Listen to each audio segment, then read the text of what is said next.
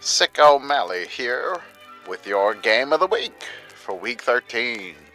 41 miles separate these two rival schools in a rivalry where both sides have met 102 times.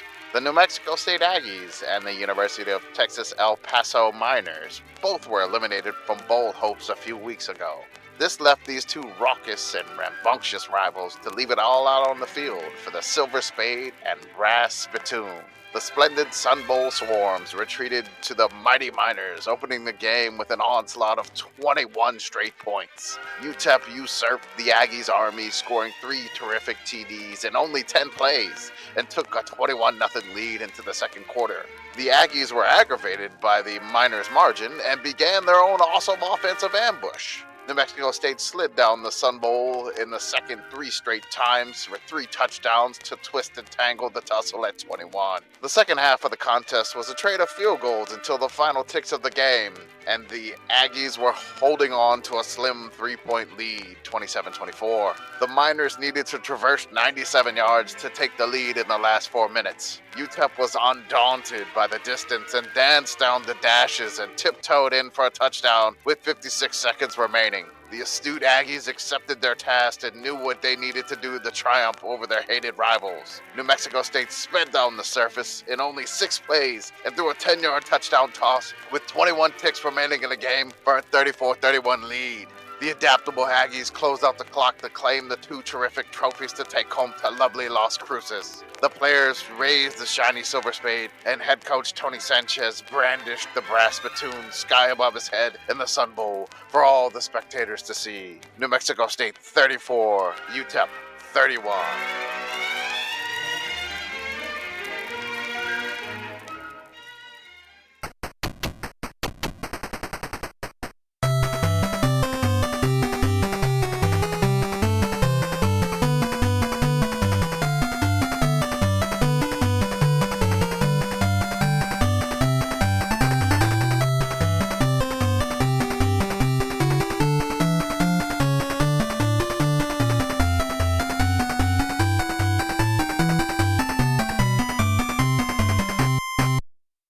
Welcome, everyone, to the Sickos Community Podcast. This is our podcast for the evening of 11/23/2025. It is Thanksgiving week. We hope you have found a good place to have Thanksgiving. If not, you're here with us. That's the important thing. I mean, you're hearing this on Tuesday, so there's still time. You can still make it work. Yeah. That's right. Good luck at the grocery store.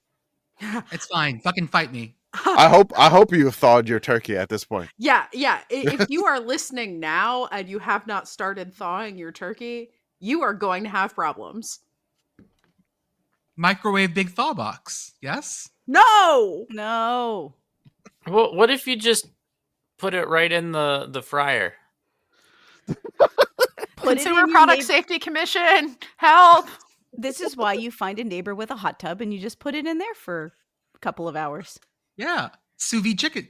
I was just thinking, with what is a hot tub if not a very large sous vide? It's an immersion circulator. Should be immersing and circulating. Hot tubs are just human soup. Human soup. Human soup. Don't make this the name of the podcast. Don't do that, Arthur. Don't. It's okay. I'm pretty sure I know what the episode title is going to be. As always, I am Jordan. With me tonight, I have Commish, Beth, Pitt Girl, and producer Arthur on the ones and twos. Beth, how are you? I'm great. I have imbibed almost no college football for the last several days, and I'm so excited to find out what the hell has been going on while I left you guys in charge of the sport. Love to hear it. Pitt Girl? So I have reached the point late in the semester that I think everybody does late in the semester where I'm just crashing the fuck out for no reason. So, hi, folks. Also, I'm going to make a very big mistake, and that very big mistake is going to Wegmans on Wednesday evening. Pray for me. Oh my God. It worked out okay last year, so we're going to see.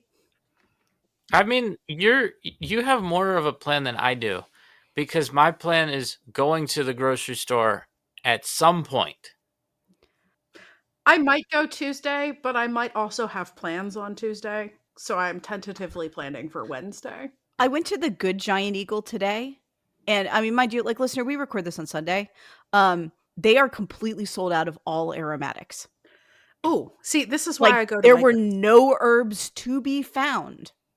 I had to go to What was the Martin's, first and thing then you I had to go to the bad Martin's before I finally found aromatics. I like that you're implying that there's a good Martin's. I mean, for us, we have a good Martin's. We have the good Martin's, the bad Martin's, and the scary Martin's. And the Martins of Christmas past. Ooh. See, I was thinking like the good, the bad, and the ugly. Like we're walking into Martin's and it's just going wah wah wah wah wah wah wah. I rewatched that movie the other day. Man, it's good. It's such a fucking good movie. God. Commish, how are you? I, for one, am great. Okay. That makes one of us, I guess. All right. How great are you? I, for one, am great.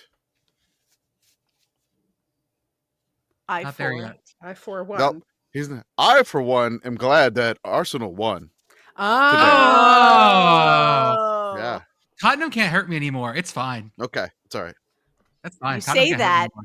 but They almost got relegated last year. Or they didn't almost get relegated. They were closer to the 17 or relegation 16? zone. It was Get closer that than we'd fool. like it to be. Yeah. Yeah. Relegation adjacent. Relegation. relegation. There we go. Okay. We have carousel news to discuss first. Oh, he's hitting the noise. Let's go. Justin Wilcox, you are out at Cal. He gone. Cal, I understand. I do. I don't disagree with the premise here. But in this economy, In esta economía, yes, I agree with you. You are more you are towards getting in the coaching pool while the girls are all fighting over Lane Kiffin. That's the worst chicken fight I have ever thought of. I'm so upset right now. You're welcome. Albert the alligator with Lane Kiffin on his shoulders. I mean, if it helps, I feel like Cal was never in the market for Lane Kiffin in the first place. I mean, that's true. Lane Kiffin has the opportunity to do the funniest thing possible. Mm-hmm. Maybe, I mean, he has coached on the east side of the San Francisco Bay before. This becomes an issue of like the bumping order, though, because once the first domino falls, everything will start to shift. James Franklin, luckily, was not a domino that was going to make a lot of things fall. This next one is, and then all of a sudden it's like bump, bump, bump, bump. Where is Cal in this order? Oh, Kiffin, watch. I mean, there's 4 power conference teams in California, and 3 of them are open. Yeah, That's right. Between UCLA, Cal, and Stanford. So, well, no, because I was gonna say, like, hey, you know, a lot of the teams that are open, they probably are, you know, in a different geography, you know, pulling from a different pool, maybe. Like Auburn and Cal probably aren't trying to hire the same dudes. I completely forgot this. Like Stanford and UCLA were also open. Oh yeah. I'm so excited to announce Lincoln Riley to Cal. Don't forget Oregon State's open too. So I mean, that's just like a state right above them. So there's This is interesting because we also just had, of course, what's his face at USC getting really snippy with the reporters yet again. Lincoln Riley. Lincoln Riley, thank you. Whatever his face is. I'm really hoping for an adaptation of Three Ninjas with whoever our 3 new coaches are. when is Lincoln Riley not snippy? Never. He's always snippy. That's why Oklahoma was such a bad fit for him. At least in California, no one gives a shit about USC right now. I mean, yes and fine. no. Like USC is also kind of a bad fit for him in this sense. He needs somewhere with like the state media apparatus that will just like let him be like this. Kind of Auburn. like Dabo Go to is Auburn. Clemson.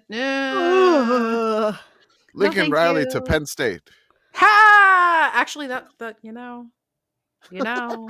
We also have some FCS firings. Bruce Yes. Barnum is out at Portland State. Did he get tarmacked? He got tarmacked. Okay.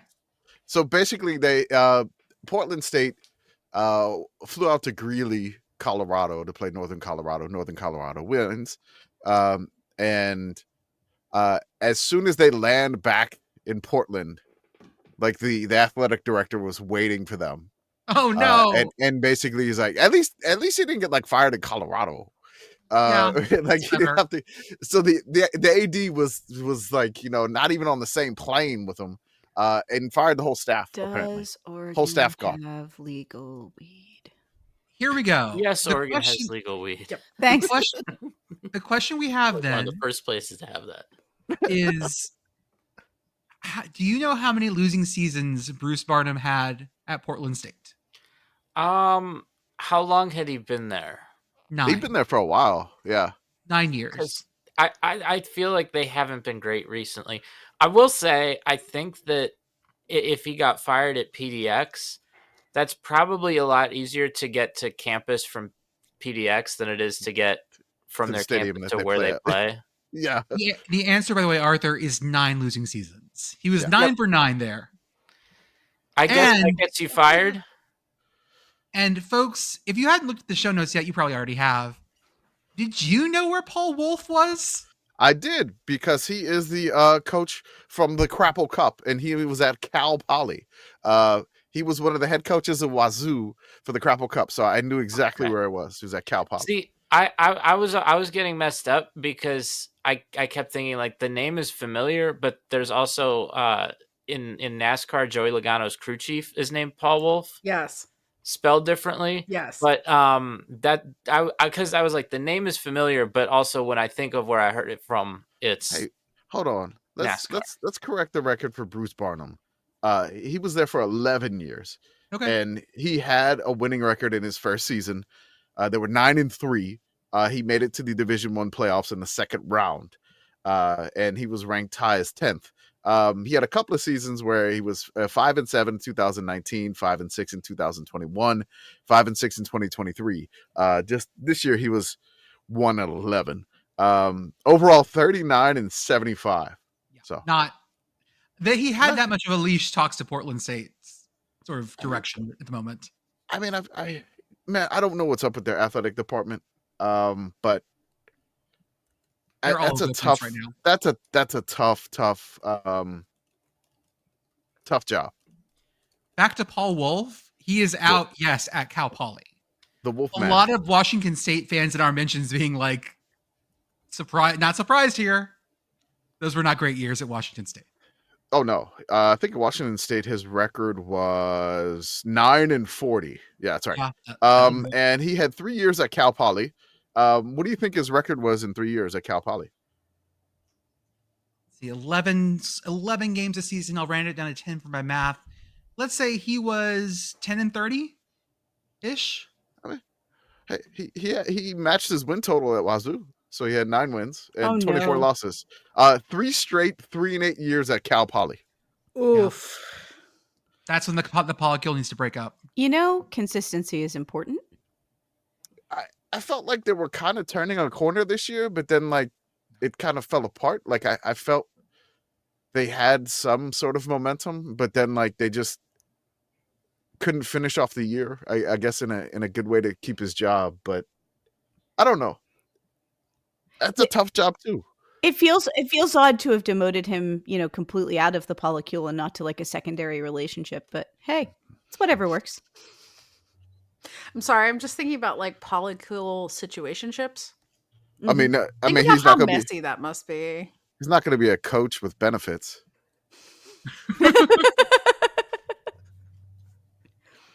The only benefit he might need right now is healthcare. Well, I Yeah, mean, dental. he may get a buyout. That's a benefit. yeah. I mean, I don't know. Are you Like, making that joke like buys in B, like BI and BUI? Was that the joke you were going for there? No, No, okay.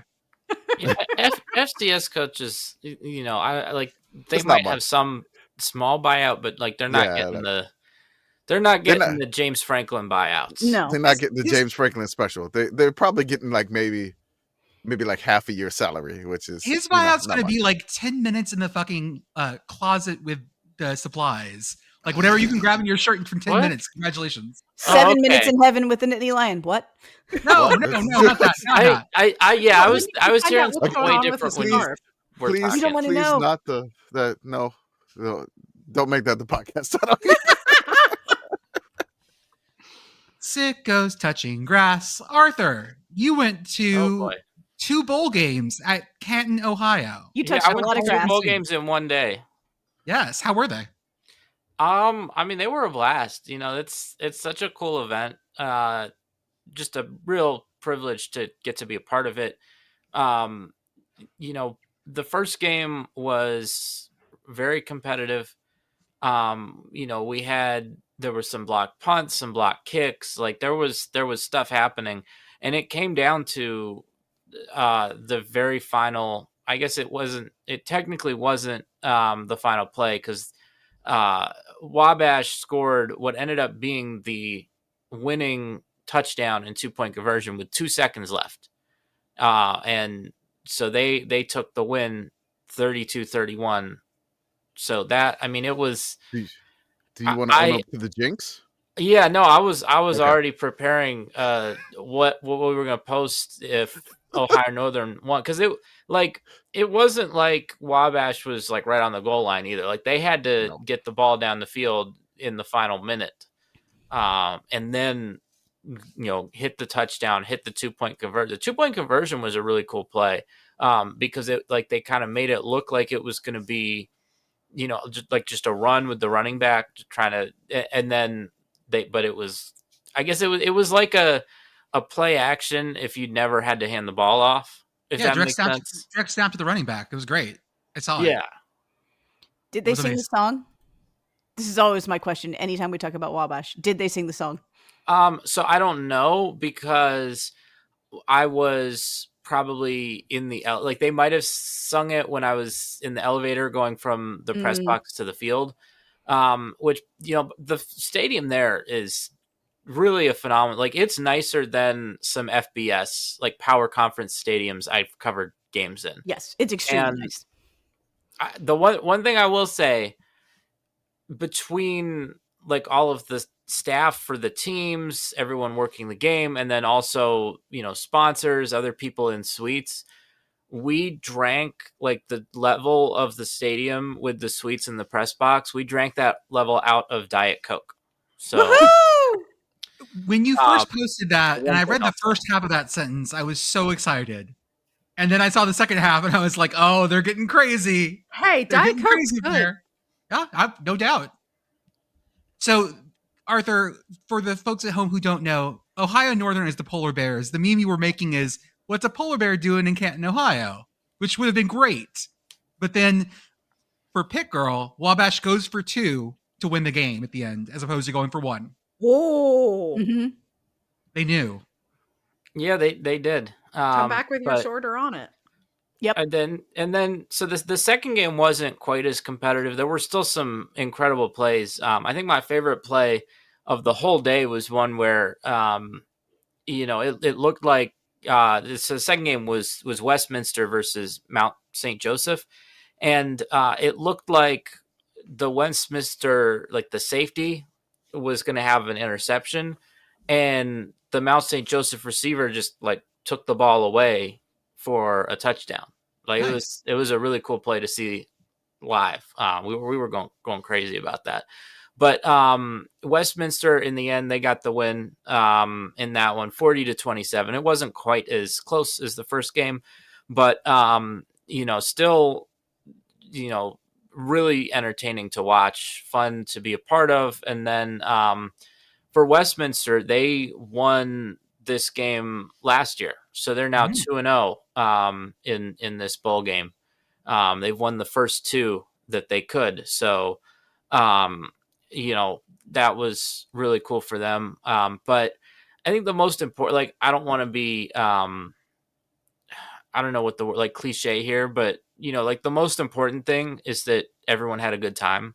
Mm-hmm. I mean, like the biggest reason why we love doing this is because we want to give these teams and these fan bases the opportunity to have, a like end of season, a good time, give them this experience of playing a game at the Pro Football Hall of Fame.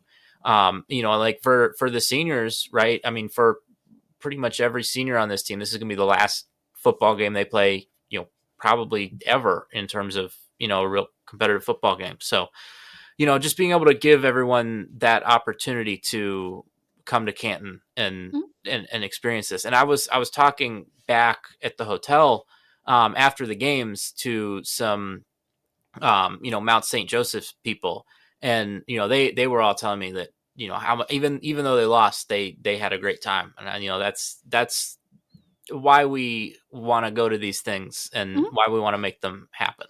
Yeah, absolutely. Good, Arthur. Thank you so much for being our representative there. It was cool to see the logo on the Hall of Fame scoreboard. What was cool there too, what I loved about that, because there were the sponsors for the specific event, right? So like you'll see like our logo, Extra Points with Matt Brown was the title sponsor of the second bowl game. A number of other like college athletics specific brands, but then also there are all the institutional sponsors for the Pro Football Hall of Fame. So like they'll be rotating through all the sponsor logos, and like our logo will be in with like actual major companies that are sponsoring the Pro Football Hall of Fame. Sickos Committee, serious business enterprise. That's At one point I looked up at the scoreboard and it was like, thanks to sponsors, and it was like the Sickos Committee, like, and the Cleveland Clinic or something, like actual things. Our liability is limited. We are a real company. Yeah. We have also. I got to go to see some football. I went to Louisville at SMU. SMU wins big, 38-6. Means that SMU wins and they are into the championship game of the ACC. Thank you very much to Diamond M 1990 on Blue Sky for hosting the best SMU tailgate. It's so much fun. They have a trailer and they have beer on tap. Yeah, her trailer looks so cool. I don't know when Pitt plays at SMU next, but I think I am for real actually gonna go. Mostly because I would like to meet Diamond M, who has graciously invited all of us to her tailgate. Yeah, the trailer looks great. I am envious. I'm so glad you got to meet her. So this is the third time I've been to her tailgate. So this is just the first time this year. I got a nice buzz going, drinking Blue Moons, which was good. I went straight to the press box getting buzzed. As always, you do. As always, SMU is the best because you get to walk through all the luxury suites hallways as you're going to the press box. So you get to see everyone in various states of inebriation. And you head up top. Hold on. Inebriation. Thank you, Commish. Right, there we go. And then I sit down, and who's next to me but friend of the program, Chris Vanini. Woo! Hi, Chris Vanini. Hi, Chris. And Chris and I talked about a bunch of stuff throughout the game. It was a lot of fun. We talked about Sickos Committee. We talked about the athletic. He talked about, and Arthur, you're going to have to cut this, but I want to say it. We need to...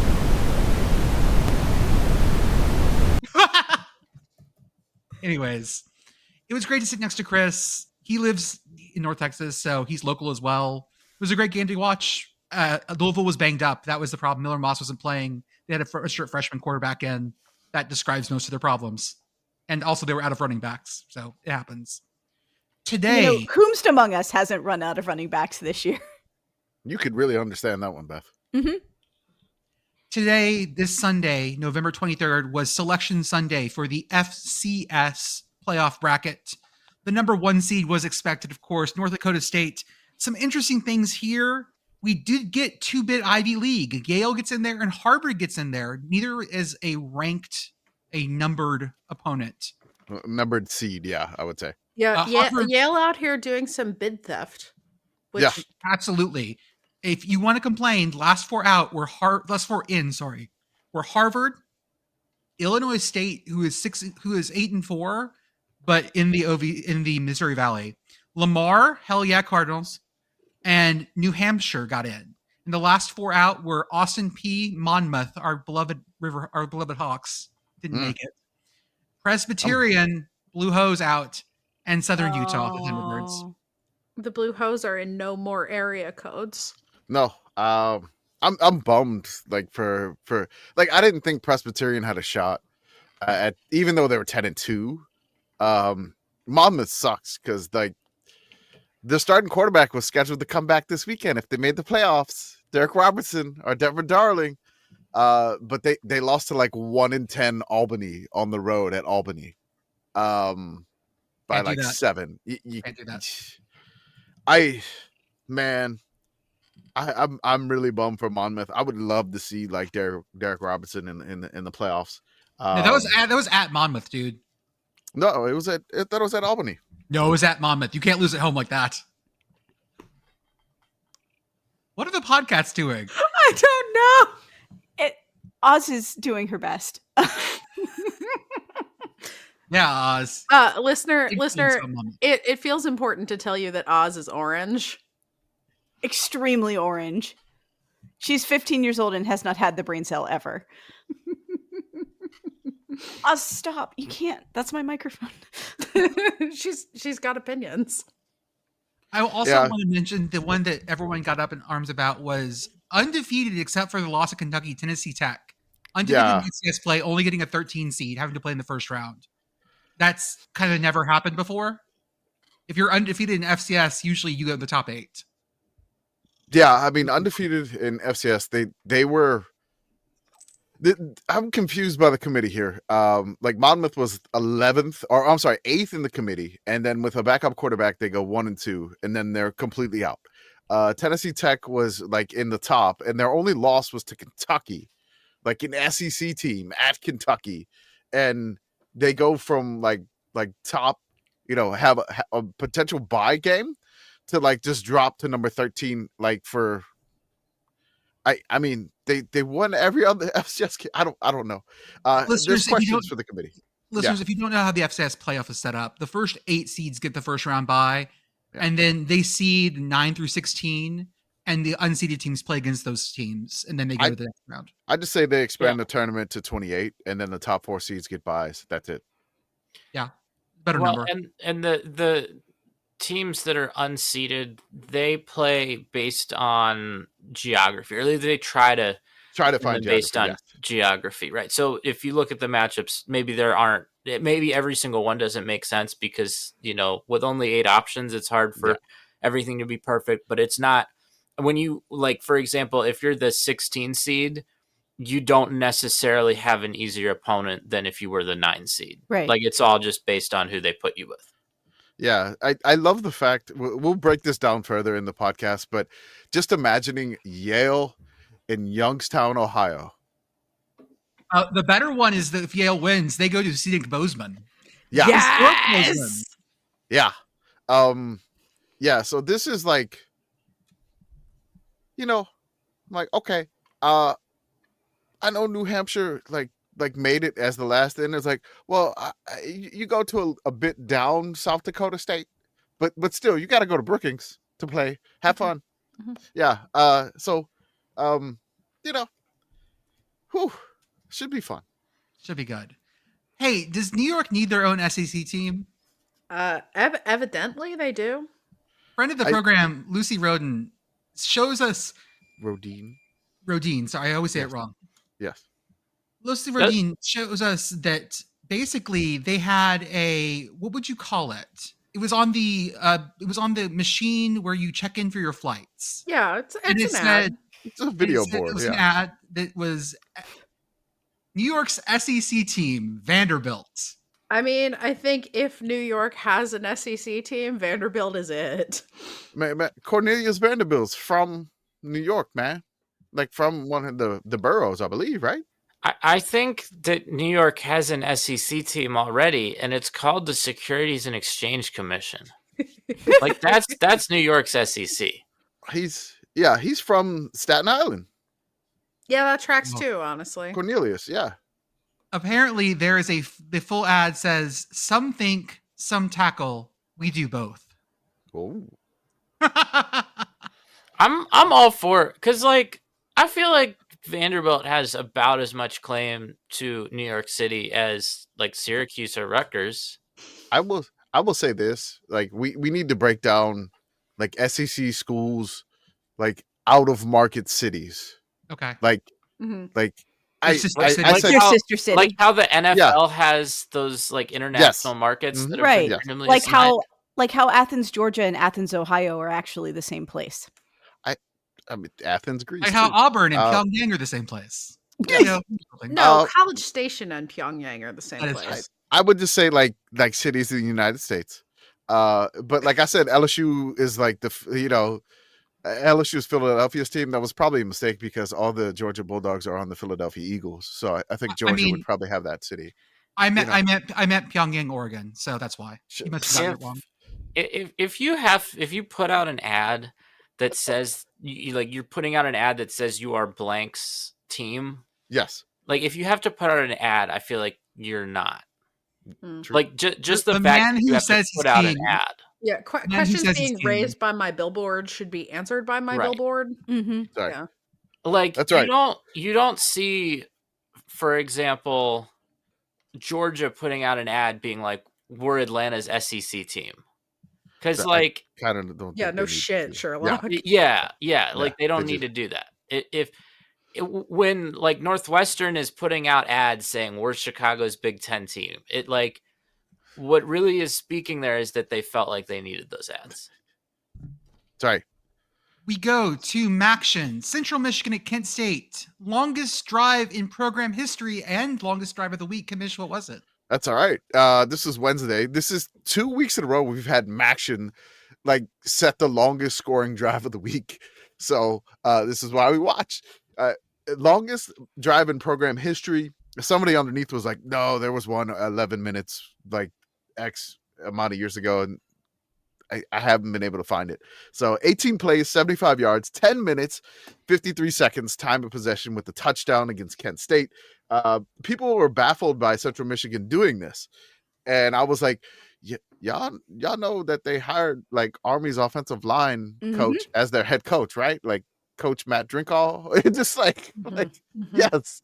So I was like, they're going to have some Army tendencies, which is great for the Chips and big win for them.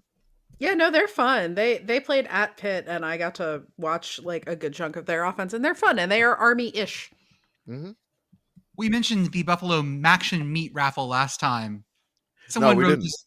We did not. Oh, because it was before we did the episode. Yeah, before we did the episode.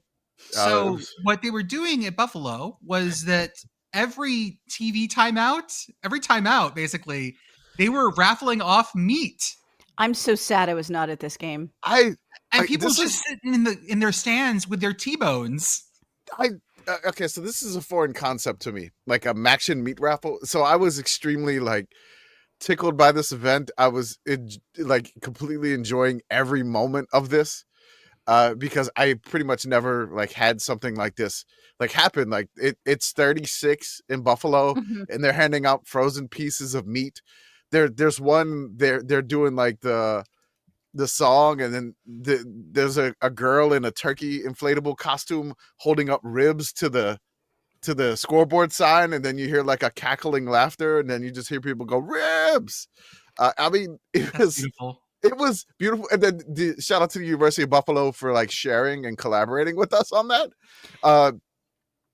Them just I guess like us sending a trophy to their punter this year. Dylan Drennan, who won with like a 76-yard punt, kind of opened some things there, and they've been in communication with us, which is it's hilarious. And they're like, "Hey, yeah, we have this." Was like, "Will you?" Yes, I am going to promote a MACtion Meat raffle. Yeah, yes, we would absolutely, obviously, yes. MACtion. They have the meats. Yeah. Did they give out raccoon? I don't think so. Okay, I think it's very, very wormy meat. I think the problem is raccoon isn't bad. Really? Okay. Yeah, it's not super gamey as it goes. I mean, it's not kosher at all, and sometimes people find it off-putting to eat something with paws, but hey.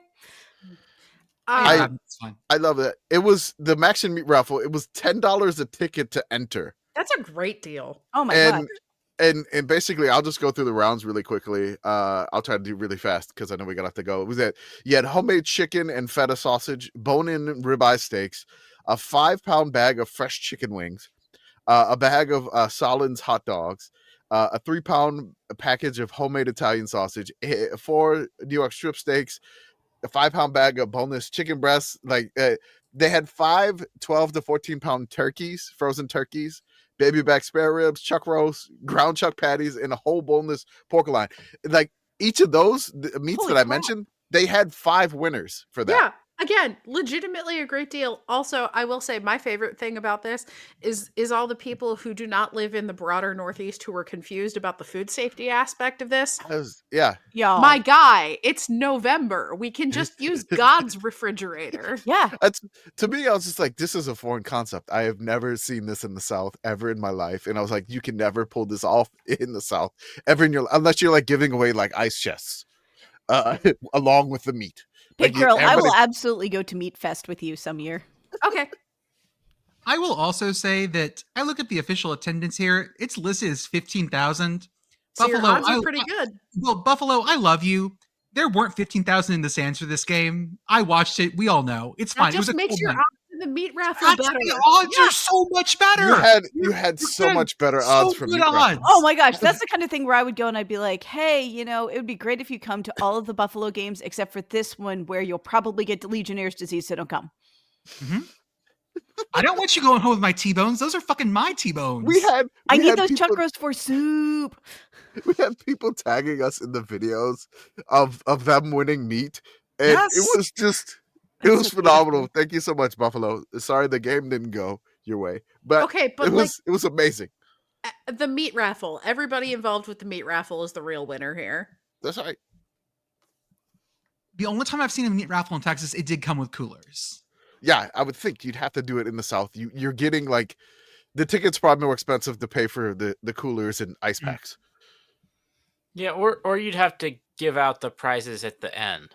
Be like, you got to Yeah. stay for the whole game Well, if you want your but meat. That was the best part was that people were That's a just meat sitting hostage in, situation. right. Yeah, This was like people just sitting in the stands, like, listen to this. oh shit, I got my soda, got my And, like- popcorn, and got my 2-inch T-bones. Just waving my nice- rack of ribs over my I head. love Yeah, the nice thing about the brisket Show is it your doubles rack. as Here's my meat cushion. rack. I love the people that were just like, yeah, man, the meat raffle is amazing. We got 2 ribeyes. And they're just in the stands and they're frozen. And I'm like this is perfect. If someone gets hurt, you can offer to toss down the steak to like cover an Oh, eye the bruise. eye steak. Mhm. It's called a ribeye for a reason, Beth. God. Mm. Learn your cuts. Our game of the week. We head out to the border country. New Mexico State 34, UTEP 31. Y'all, I watched this one. I got to watch the tail end of this one when I was coming back, when I was home from SMU. Because 11 a.m. kicks may suck for a lot of people, but for doing this job, I got to come home and watch a whole day of football, even though I was at 11 a.m. game. Mhm. That was useful. So I come home and I promote the game like we do on the timeline. Like, hey, it's on ESPN Plus. Like, go watch it. Go put it on another screen. Poke, poke, poke, poke, poke. And then it started coming down to it because, folks, 21-point UTEP first quarter. 21-point New Mexico State second quarter. Tied going into halftime. I love that UTEP scored 21 points on 10 plays in Yeah. the first quarter. And then New Mexico State basically answered that. That's not even the most 21 efficient offense we saw this weekend. Nope. No. Hell, We'll talk Notre about that Dame later. was the most efficient thing I've ever seen. We'll Notre get Dame's there. up. We'll get to We'll that. get there. Do We'll get there. anything. Notre Dame's offense didn't even do anything. And then we end up with a go-ahead UTEP. We think it's the go-ahead UTEP drive. They convert 2 fourths, and including a 4th and 11. Yeah, on a 12-play, 97-yard drive. An odyssey, and they Yeah. still fucking lost the game. New Mexico State wins it. So they get the touchdown with like 50-something seconds left in the game. And so they lead now. They lead by 4. So New Mexico State's got 50-something seconds, and they need I think a touchdown here Yes. to win. UTEP goes 6 plays in 30 seconds, and they lead with 21 seconds left. I guess 21s were wild in this game. There's a lot of 21s in this game, but yeah, they lead with 21 seconds left. They get the touchdown pass, amazing catch, gets the toe down in the end zone, and New Mexico State gets the win. I love it. This was a great Amazing. game, and I was screaming at people, get to ESPN Plus right now. I love when you watch UTEP broadcast in the Sun Bowl, and you can tell it's really, really windy there because there's no way to stop the mic from picking up the winds. Mhm. Like you can't stop it. Like you're just gonna hear the winds whipping in the mic the whole time, and it's just like, oh my god, it's so windy there. Yeah, It's it's fucking windy. It's fucking windy. It always right. fucking windy. It's at stadium. always windy out there. It's so great. Nevada 13, Wyoming 7. Y'all, I just want to be so proud of my wolf pack that I'm calling them now. I'm on the wolf pack train going through next year. I'm glad I inspired them to these last 2 wins. Would you say that you are part of the wolf space pack? At Yes, once, I was a lone wolf, but now I am part of the pack. The wolf space pack. Did you notice that I had to fix that because I had it as one word originally? Of course you did. Because I couldn't remember which one was which and didn't feel like looking it up. Okay. Is that you? Is that you like just like getting the Go Cougs mixed up too?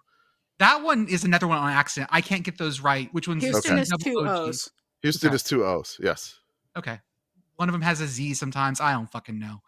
Wyoming had 3 red zone trips and came away with 7 points. Missed 2 field goals. Perfect. That's how you lose a game. Yep. Both teams combined for 14 punts, 3 missed field goals, and 0 sacks. Punts. There wasn't much going on in Wyoming. Punts.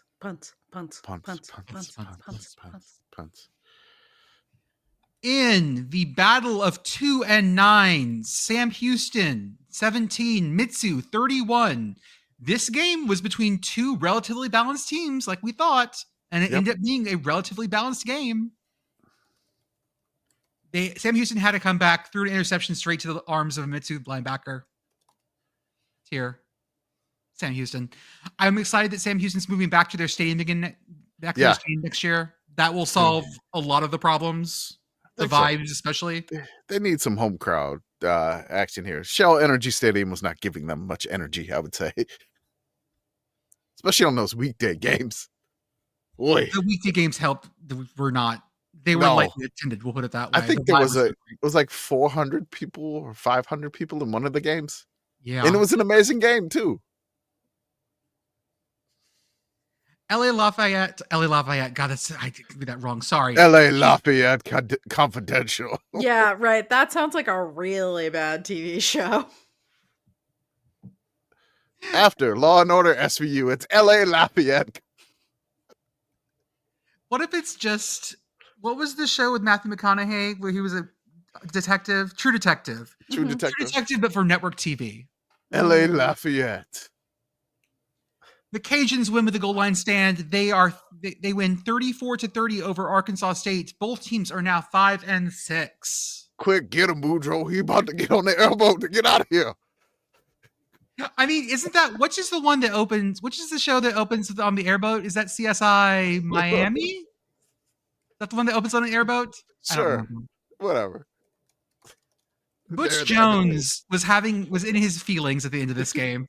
Butch Jones living on the sidelines. There's no audio to this clip, but you can watch it really quickly. We can keep talking through it, but it's just, I've never, like, you could just see him mouthing cuss words after he was stopped on the 2-yard line in the last play of the game. You could just, like, he was. Here we go. You can see his anger I right here. don't even think there's any audio here. It's just like, no, we need a John Boy breakdown. Oh, that's crap, man. God damn it. Oh, he's so angry. That's fucking bullshit. Oh, he's like, no talk him. He angry. He reminds me of the episode of King of the Hill where Hank has to go to anger management. You can see the neck veins. Like, you can see the veins popping out in his forehead. Jesus Christ. Okay, well. Butch was a little upset. Living on the sidelines after that loss. Shout out to Lunch for shaking hands with the sheriff too. Oh God, that was this week. This feels that like was it was like years ago. My name is Lunch, and it's really nice to meet you. You were recommended to me by some people. Hey, this is how. Is this illegal? This is how further A&M like A&M, you know. You're right. Like the video at A&M, I'm like, hi, you've been selected to do game state security. Here's an example of what not to do. Here's an example of what to do. Notice how he shakes hands firmly. But then they caught the poor officer was on his phone because his phone was blowing up. Because everyone's oh, he just saw you, and he's on his phone. And the ESPN camera guys were all over him on his phone. Yeah, on his phone is just like, baby, his name That is feels Lunch. like an and he came- Ouroboros. Like that's asking for an Ouroboros of like cop on his phone, camera on the cop on his phone, Mhm. cop getting texts about being on camera on his phone, and we're just like stuck in this loop forever. Nick, I can you wanted to believe? know if he had to wear a personal cam because I want to see what the personal cam footage is. The dude running up to him, shaking his hand. Lunch on the body cam. That's Yes, that'd be so good. Well, did you see what USF put their footage on this week? Yeah, Roomba. A Roomba. Hell yeah. USF is hilarious. It's so great. Progressively lower quality photographs. Yeah, or context videos. for the listeners, because I don't think we've talked about this on the show somehow. USF has been like doing game day recording on various like old shitty cameras. So like they have one from a 3DS and one from a Ring doorbell, and like it's delightful. It's truly delightful. Follow them on Instagram. One of these Do days- the coaching carousel sound. Okay. Chip Kelly has been fired as Raiders offensive coordinator. Oh, is that where he is now? That's where he was. He left. Oh. He won a national championship at Ohio State and wanted to be the offensive coordinator for the Raiders. Just Why got would fired. you do that? I don't know. Well, hey, Yeah. I mean, he's someone who has coaching experience out west. Yeah, hey, Cal, he's Already available. Cal. talked about. Cal, he's UCLA, available. baby. You said Mama's calling. You go back to UCLA. Ah. Oh, can you imagine him like being evil Chip Kelly to go to Oregon State? I mean, really every option because he could go to Stanford. Oh, He's already coached in LA. He's already coached in the Bay Area, and he's already coached in Oregon in the All right. Willamette Valley. So he's Add him got to the roots carousel. everywhere. Oh, Jesus. Well, Chip, hang in there, my friend. New Mexico at Air Force. Lobos win 22-3. That is 8-win New Mexico. that's right. Hell yeah. Woohoo! I saw a graphic that they said it was their first ever win in Colorado Springs in 25 years. That wouldn't surprise me. New Mexico's been bad for a long time. Yeah. So congrats to the Lobos. They have a huge game coming up this weekend. Who are they playing? San Diego State in Albuquerque. Oh, Ooh. no. And that's a long Yeah. way from water. It's a very It's a Oh, it real. is. Okay, we'll talk about that on Tuesday. Okay, God. We will. I did not have high expectations for Northwestern 38, Minnesota 35. Like I banger. said, man, But Big Ten West powers unite. They bring us to this game. This is why I had it so high. It's so good. Northwestern, you get your first win ever at Wrigley out of 8 or 9 attempts. I think 8. Anyway, 1 in a row, 1 in a row, 1 in a row. Fly the NW. And of course, Minnesota cannot win a road game due to rules. They just But can't do it. It's fine. They play Wisconsin for the Axe at home. We'll talk about that on Tuesday too. This game had 2 Northwestern wide receivers over 100 yards for the first time since 2013. What? Yeah. Yeah, that's a Yeah. real I didn't stat. realize. I missed. I watched the end of this game, and so like I got enough of the banger vibe. I didn't watch most of this game. I didn't realize that's how how Minnesota got that many points. No, Or Northwestern. Northwestern got that many points. Yeah. Whatever. I'm sorry. They- This they- just broke my brain. Yes, Lit it 'em up. did. It's completely like you look at the box score and you're just like, wait, was this really Minnesota? is this legal? Is this thing? It feels illegal. It feels illegal. It feels illegal. Just lit them up. I mean, look, man. Both Northwestern had 525 yards of offense. That is so many yards for them. That's so much. How? Their quarterback was 25 for 31. They had 220 yards of rushing, and they still only won by 3. Yeah. Okay. Sure. Sure. I feel like we've shaken you so much to your core right now. You're having trouble with this. I She's just like, I can't. I- What? what? Who? Why? How? The important question. I'm just like out here with like Here, shapes and colors. Beth It's just got fine. back. Hey, Beth. Hey, what? Northwestern 38, Minnesota 35. What if I told you that 2 Northwestern passers had over 100 yards? Pass Receivers. Receivers. Receivers. What if I told you they had over 500 yards in this game? What? Offense, yeah. Thank you. Thank you for validating me. How? Thank you. They ran it too. It was both sides of the ball. They ran for 220 yards. They passed for 305 yards. Their quarterback was 25 for 31 On purpose? on purpose. Yes. And they won by 3 due to a last-second field goal. Yeah. Sure. Minnesota Sure. could have tied it, but they missed the field goal that descended to overtime. Could you imagine Minnesota Northwestern overtime at 38-38 In Wrigley. in Wrigley? Oh my god. Yeah. Can't decide if leaving you guys was in charge was smart or not. This was so I said this, but you are back now. I watched like the last 2 minutes of this game, and it was great. I remain baffled by the box score. Mm-hmm. It's still it's like it's not real. Like this is it's AI generated. It can't be real. Aliens came down. It's Aliens fine. Someone Okay. please submit this game to turn it in. This is where you have AI imagery where someone has the extra finger. You're like, okay, Yeah. this is fake. I can tell that's fake fake. scores. I can tell fake scores by this. There's no way that Northwestern had 25 first downs and 8 for 14 on third downs. What? Are No they way. saving them just for this game? Apparently. How about a game where no one was happy Hold at on, the end? hold Do we on. have more? I got more of this one here. Oh, How much time of possession do you think Northwestern had in this game? Oh, they sat on the ball for 40 minutes. I'm sure Yeah. they did. 41 minutes of time of possession. Oh See, my god. that is spiritually correct for Northwestern football. None of the rest of this is. Minnesota put up 35 points in 19 minutes of time. I have to assume the Minnesota players woke up today just like with the worst game hanger of what the hell just happened? There was so much Malort in the air in Wrigley. Everybody was drunk. Aerosolized Malort. I think I Vaping just Malort. invented a new Malort chemical vape. weapon. Malort Malort air vape. freshener. Malort vape. when you want your vape to make it taste like pencil shavings and gasoline. Malort vape. Just soak the little Talfa pad you put in your humidifier in Malort and Oh God. Congrats Malort to Northwestern. box. Congrats, Northwestern. You are now bowl eligible. Yay! In the best way possible. beautiful.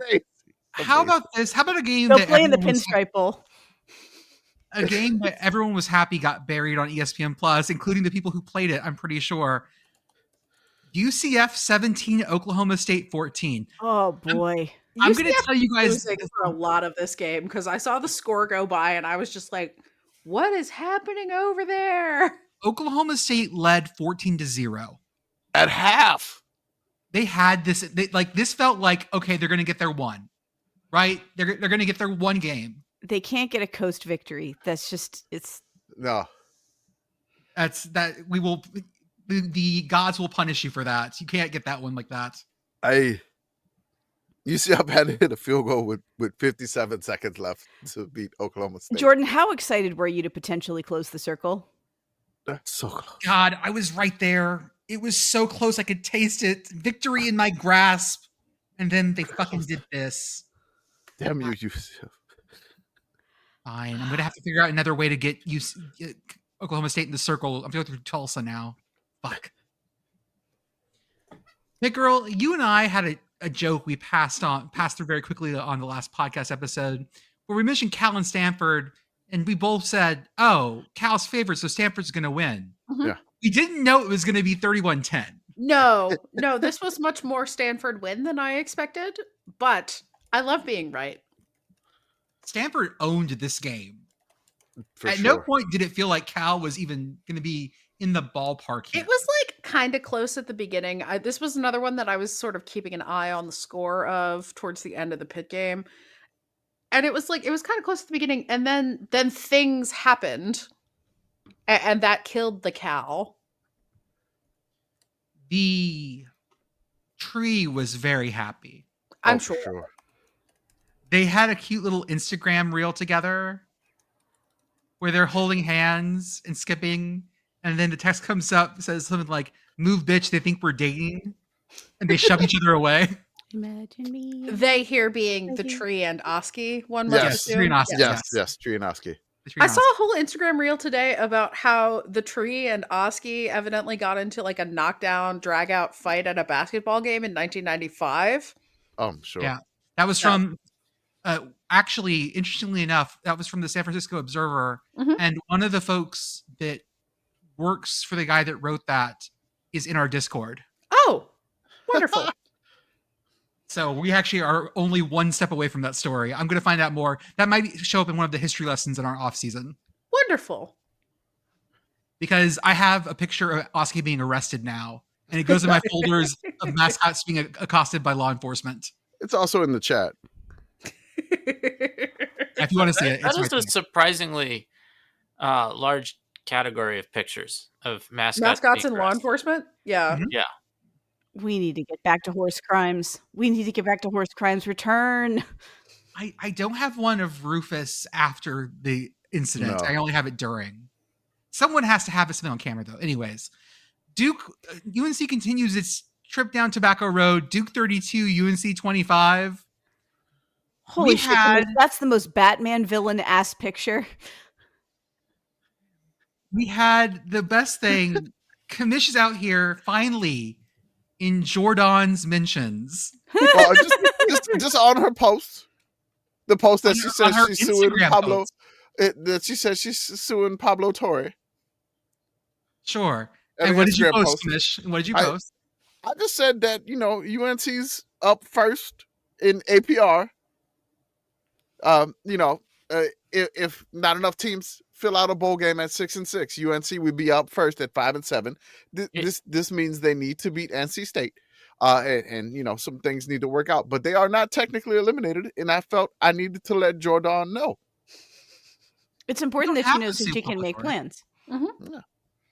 I mean, UNC, they had a moment where, in retrospect, they got some ACC teams that weren't so good that they were able to get some games off of. But we're back to not being confident in year one of North Carolina under Bill Belichick. I don't know that we ever were. No. Yeah, but there was a moment where you could have talked yourself into like, hey, maybe they're turning a corner. And that moment passed. Yeah. And then Duke hit maybe the only fake field goal to That ever worked. succeed against a Bill Belichick team. Yeah, it was this seemed like the only one of these that worked. Like Somebody there was like texted me about this and There was was- like, I hope you saw this. In a moment, I'm putting it up next. We're going to talk about the worst fake field goal I've seen this weekend. Oh Yes. no. yeah. Oh, yeah, that one. That one was funny. So let's go on to that one. We had Missouri State 34, Kennesaw State 41. I argue that it was just bad. It wasn't bad. It was ill-conceived. Commish, what were the situation around this fake Okay, field goal? I'm going to say it was not great execution. I'm going to also say that it was not a great situation to call it. Also, it is not a good fake to call at this point. If you're going to fake it, you probably don't want to toss it to your kicker to try to run for 10 yards to Oh, pick up no. a first down. No. Real so- quick, we're going to watch this class. Okay, so this is what I want to let you know here. It's 4th and 10, 50 something seconds left. I'm sorry, a minute 14 left in the game. Missouri State is on Kennesaw State's 34-yard line, so this would be a 51-yard field goal attempt. The If you're puncher's gonna on the logo. If you're gonna expect some shenanigans from a kick, you probably expect them from a really, really long kick, I would say, because the chances of him making this one not Yeah, good. you might as well. You Yeah. may even pooch punt it. But if it's 4th and 10 in this area, I mean, you may be better off with your offense or a different style of fake, not this one. Here we go. Takes the snap. Tries to pitch it over. And he almost lost yards. He's having to. There's oh, like no. 4 or 5 Oh, Kennesaw yeah, people there. No.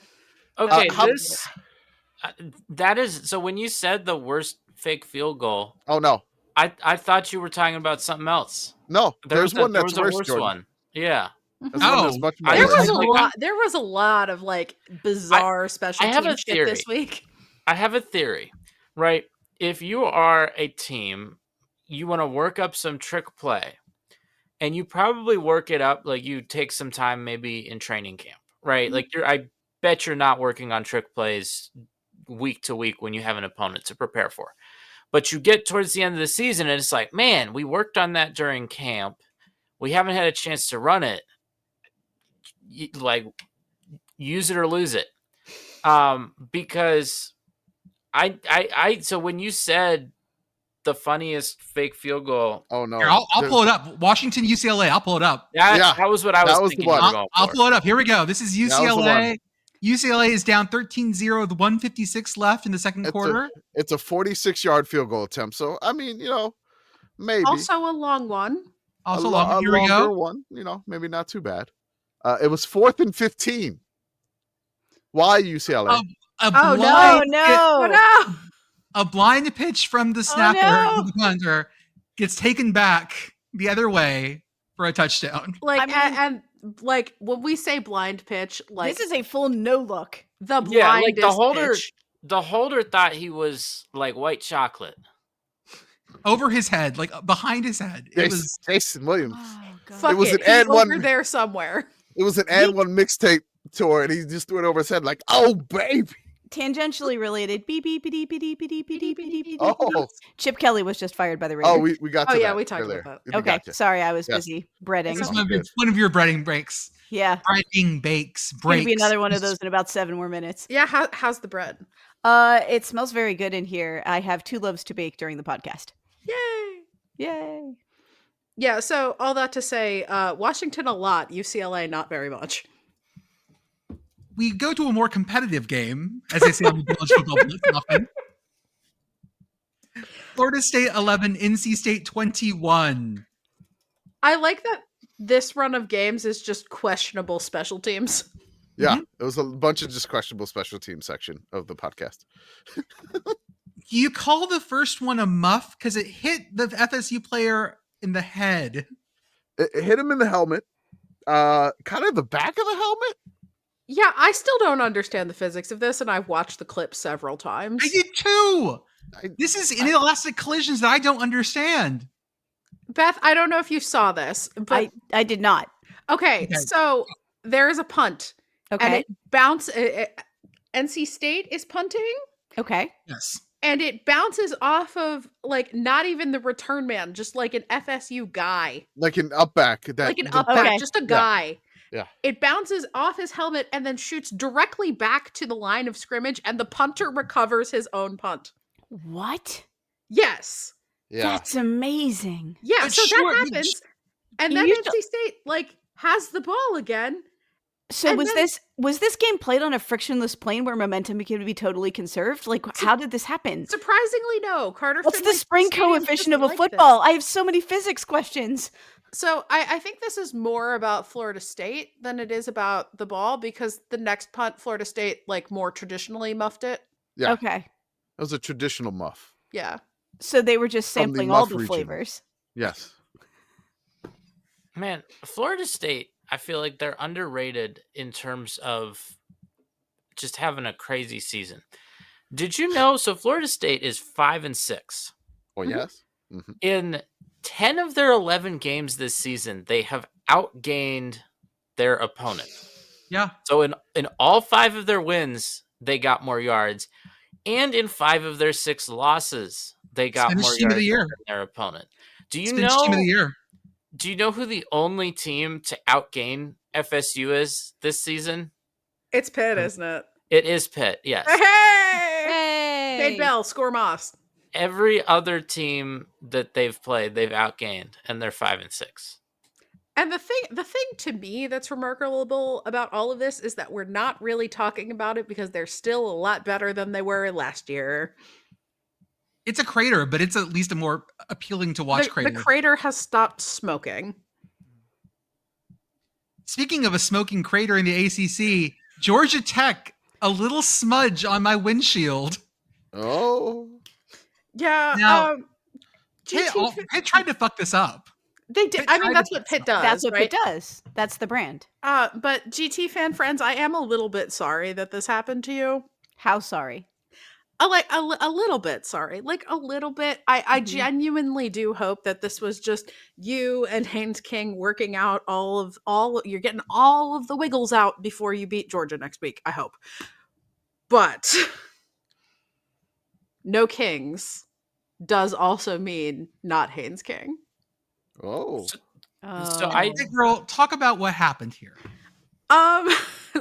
So through a series of events, Pitt was up 28-0 in the first quarter of this game. And Haynes King looked extremely shook. He threw a pick that was part of what contributed to the 28-0. And then Pitt just kind of stopped doing things for a while. And I was getting very, very anxious. And early third quarter, I think, Georgia Tech's got it late second quarter, early third quarter. Georgia Tech's got it moving. They're going down the field, and I'm like, oh god, oh no, oh god, oh god, this is gonna end so poorly. And that Haynes King threw a pick in the end zone, and it got run back for a 100-yard touchdown. And I was sitting on my couch as I am right now. And I got so excited when this happened that I accidentally sat on my remote and sent it out to the main Fios TV screen that was blank, and was like, oh shit, oh fuck, and then hit the button and put it back, and Braylon Lovelace was still running with the ball for the touchdown by the time I got back. That's good. That's so good. It was very good. Another awful special teams decision. Oh my god. So I wasn't watching the majority of this game because I was at the bowl games at the Pro Football Hall of Fame. So I got back to the hotel, put my stuff in the room, went down to the bar. And I got to the bar right before the punt. Or what should have been the punt. yeah. Go for it, Pitt Girl. Yeah, so I'm pulling up the box score for this game. God help me. But yeah, Pitt is up 14 at this point. I don't remember exactly what the score is, but Pitt is up enough that if you are a team that is not Pitt, it's fine. You shouldn't be super worried about this. And then Pat Narduzzi does what Arthur was talking about earlier and is like, hey, we have this trick play and we haven't used it yet. And you gotta use it before it goes bad. Yeah, I gotta use it. It's gonna expire. Like, I got this coupon. My trick play coupon is gonna expire.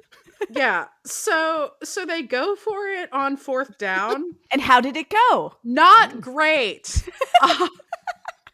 He fell. He fell. I'm like, I don't. There's, but and it was fourth and long too. Yeah. And like in not great field position. Like there was absolutely no reason to do this. It's like, I think it was like 4th and 9 or 4th and 10. It was 4th and 10. Yep. Okay. So like, yeah, why are you doing this on 4th? Like maybe like 4th and 3, 4th and 4. I mean, yeah. But like it seemed like everyone on special teams missed all of their blocks. And then on top of that, he fell. Yeah, I mean there were some like questionable decision making generally on that front. Like Pitt fans were very, very mad about an attempted third or fourth down conversion that involved a pitch out to the right side of the line, and like the play calling there, you can argue about that. I thought the play call itself was fine, but it is also a known thing among Pitt fans that the right side of the line is not great. And so if you're gonna do that, do it to the good side of the line where you're gonna get the block. I was very fond of the right side of the line, to be perfectly honest. I'm sure you were. Everybody loves Ryan Baer except Pitt fans. The soft gooey bits are the best part. Anyway, so this fake punt happens and it goes extremely poorly and Pitt fans are very mad about it and it ends up being fine.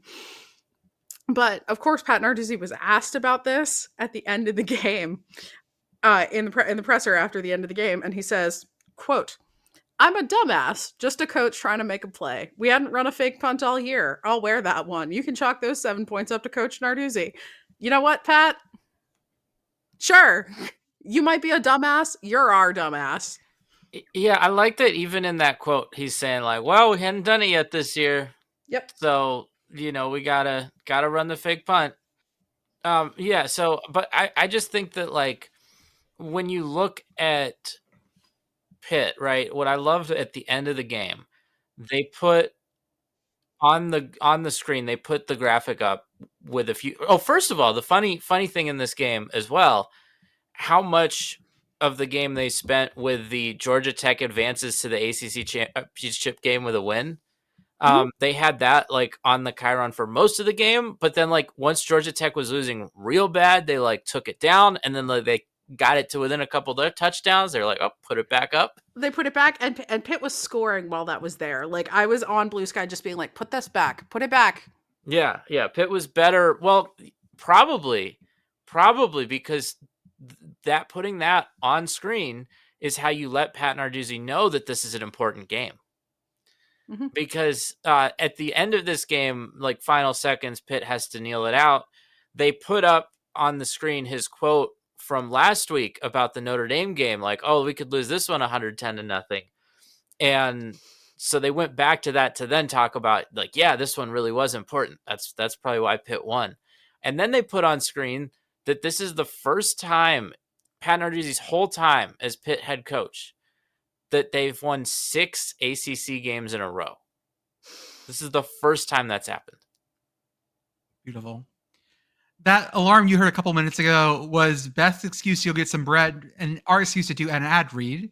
As always, if you want the softest, comfiest collegiate apparel, go to Home Field Apparel. Right now, they're doing their Black Friday sale with 30% off everything. I see a Temple hoodie that they don't sell anymore. Yeah. I see a Temple Pitt license Panthers. Home Field again. This stuff is great.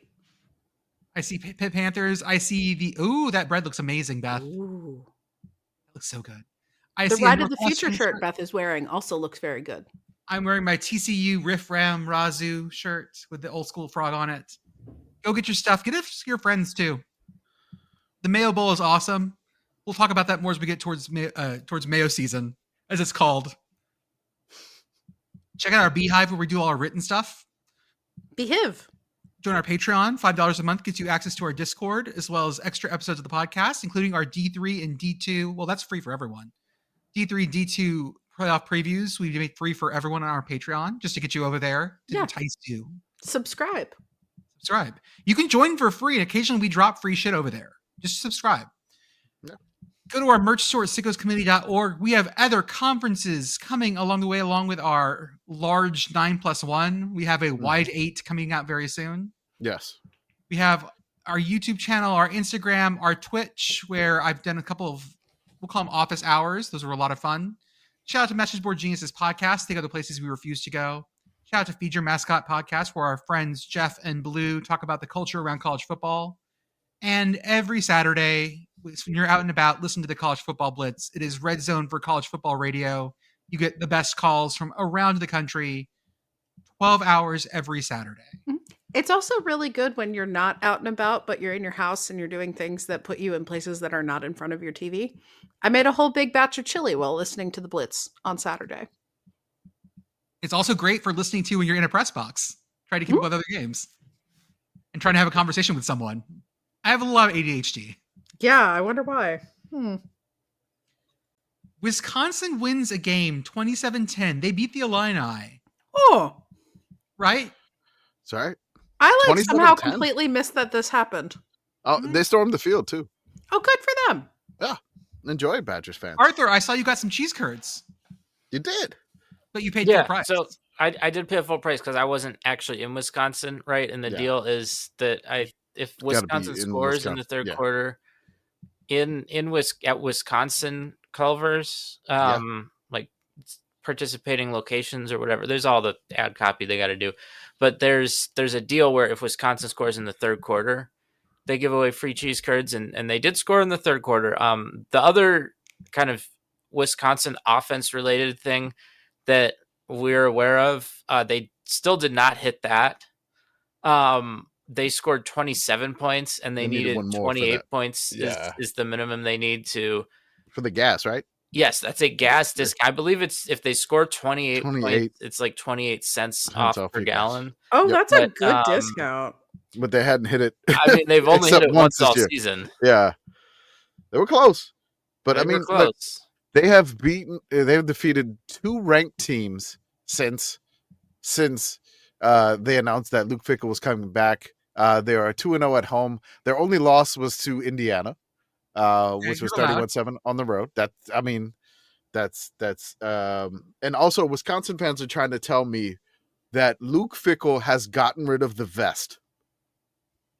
Like his sideline gear that he wore we for solved this. Wisconsin his whole time was like the vest. He has gotten rid of the vest. And so he is divested from the vest.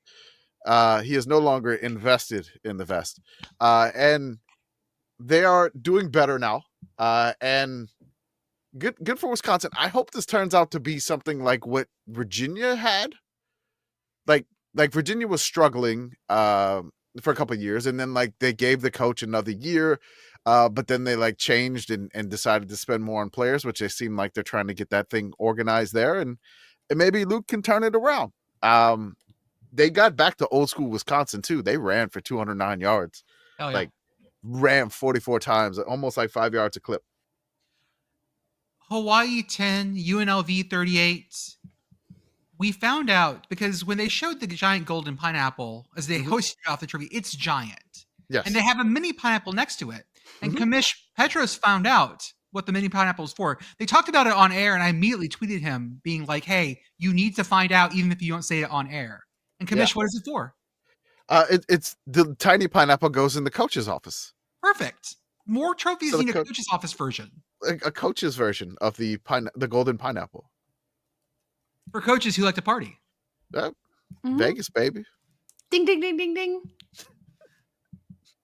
I was looking for pineapple stickers just to like put like on a post. And the first thing that came up was like a cruise door with like all sorts of fun stuff on it. No, pineapple stickers are dangerous. Okay, good to know. ODU 45, Georgia Southern 10. There's my bully ODU. There you are, buddy. Tulsa beat Army. Might be the wildest result from the weekend. I mean, maybe not, because this Army isn't like Army's teams for the last couple of years, but Tulsa's Tulsa.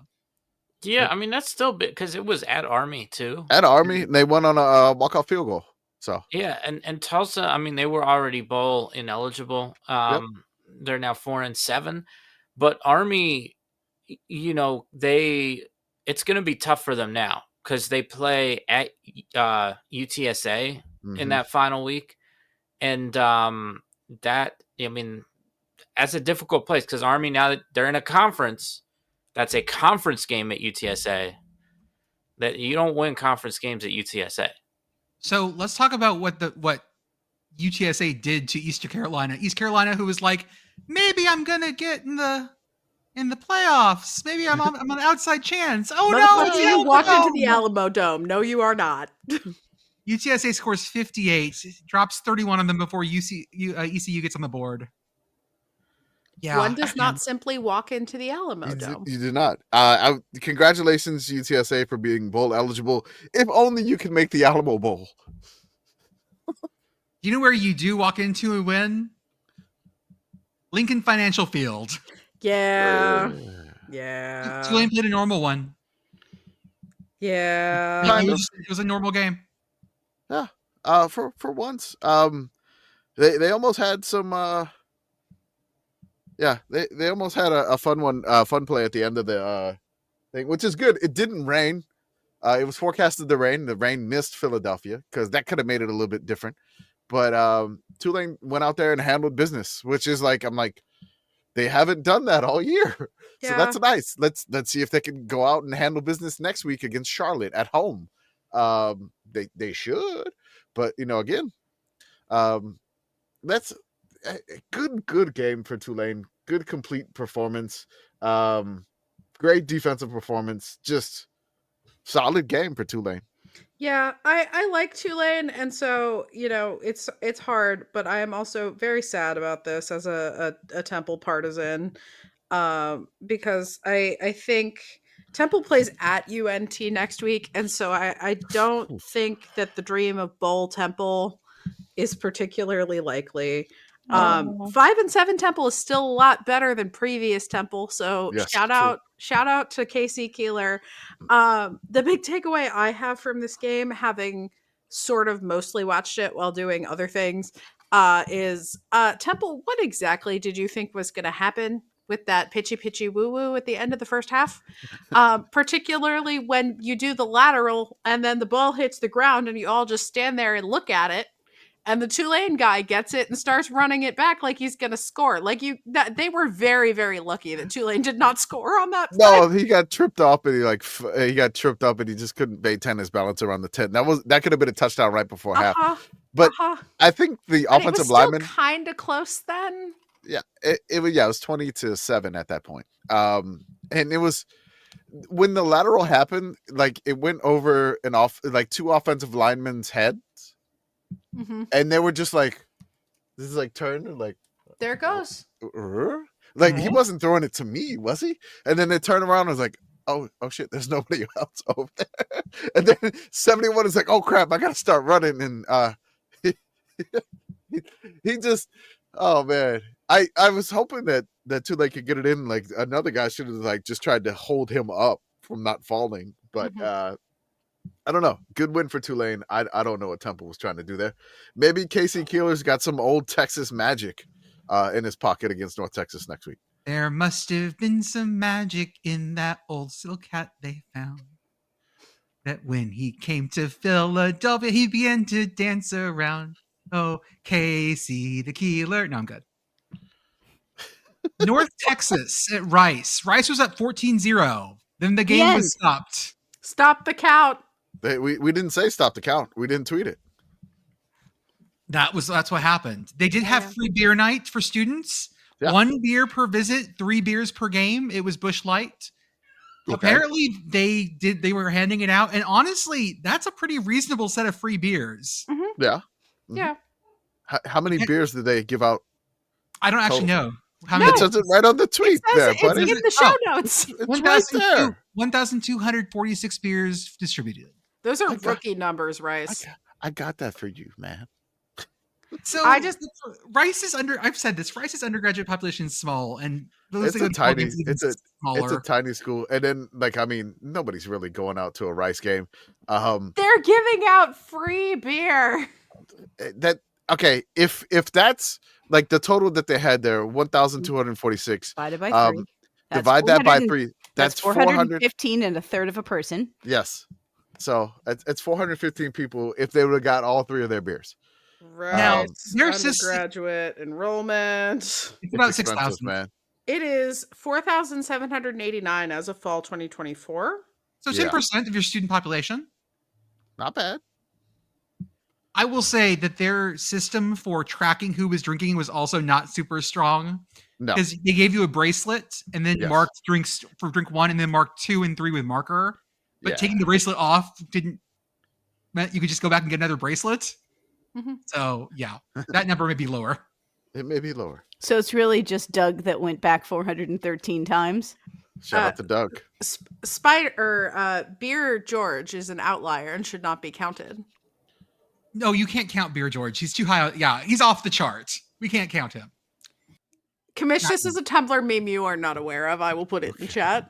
All right. I'm also lost. I'm just trying to think, how many Busch Lights would I drink if they were free? I don't know that it would be more than that. I'd probably stop at the 3. I will read the meme into the record.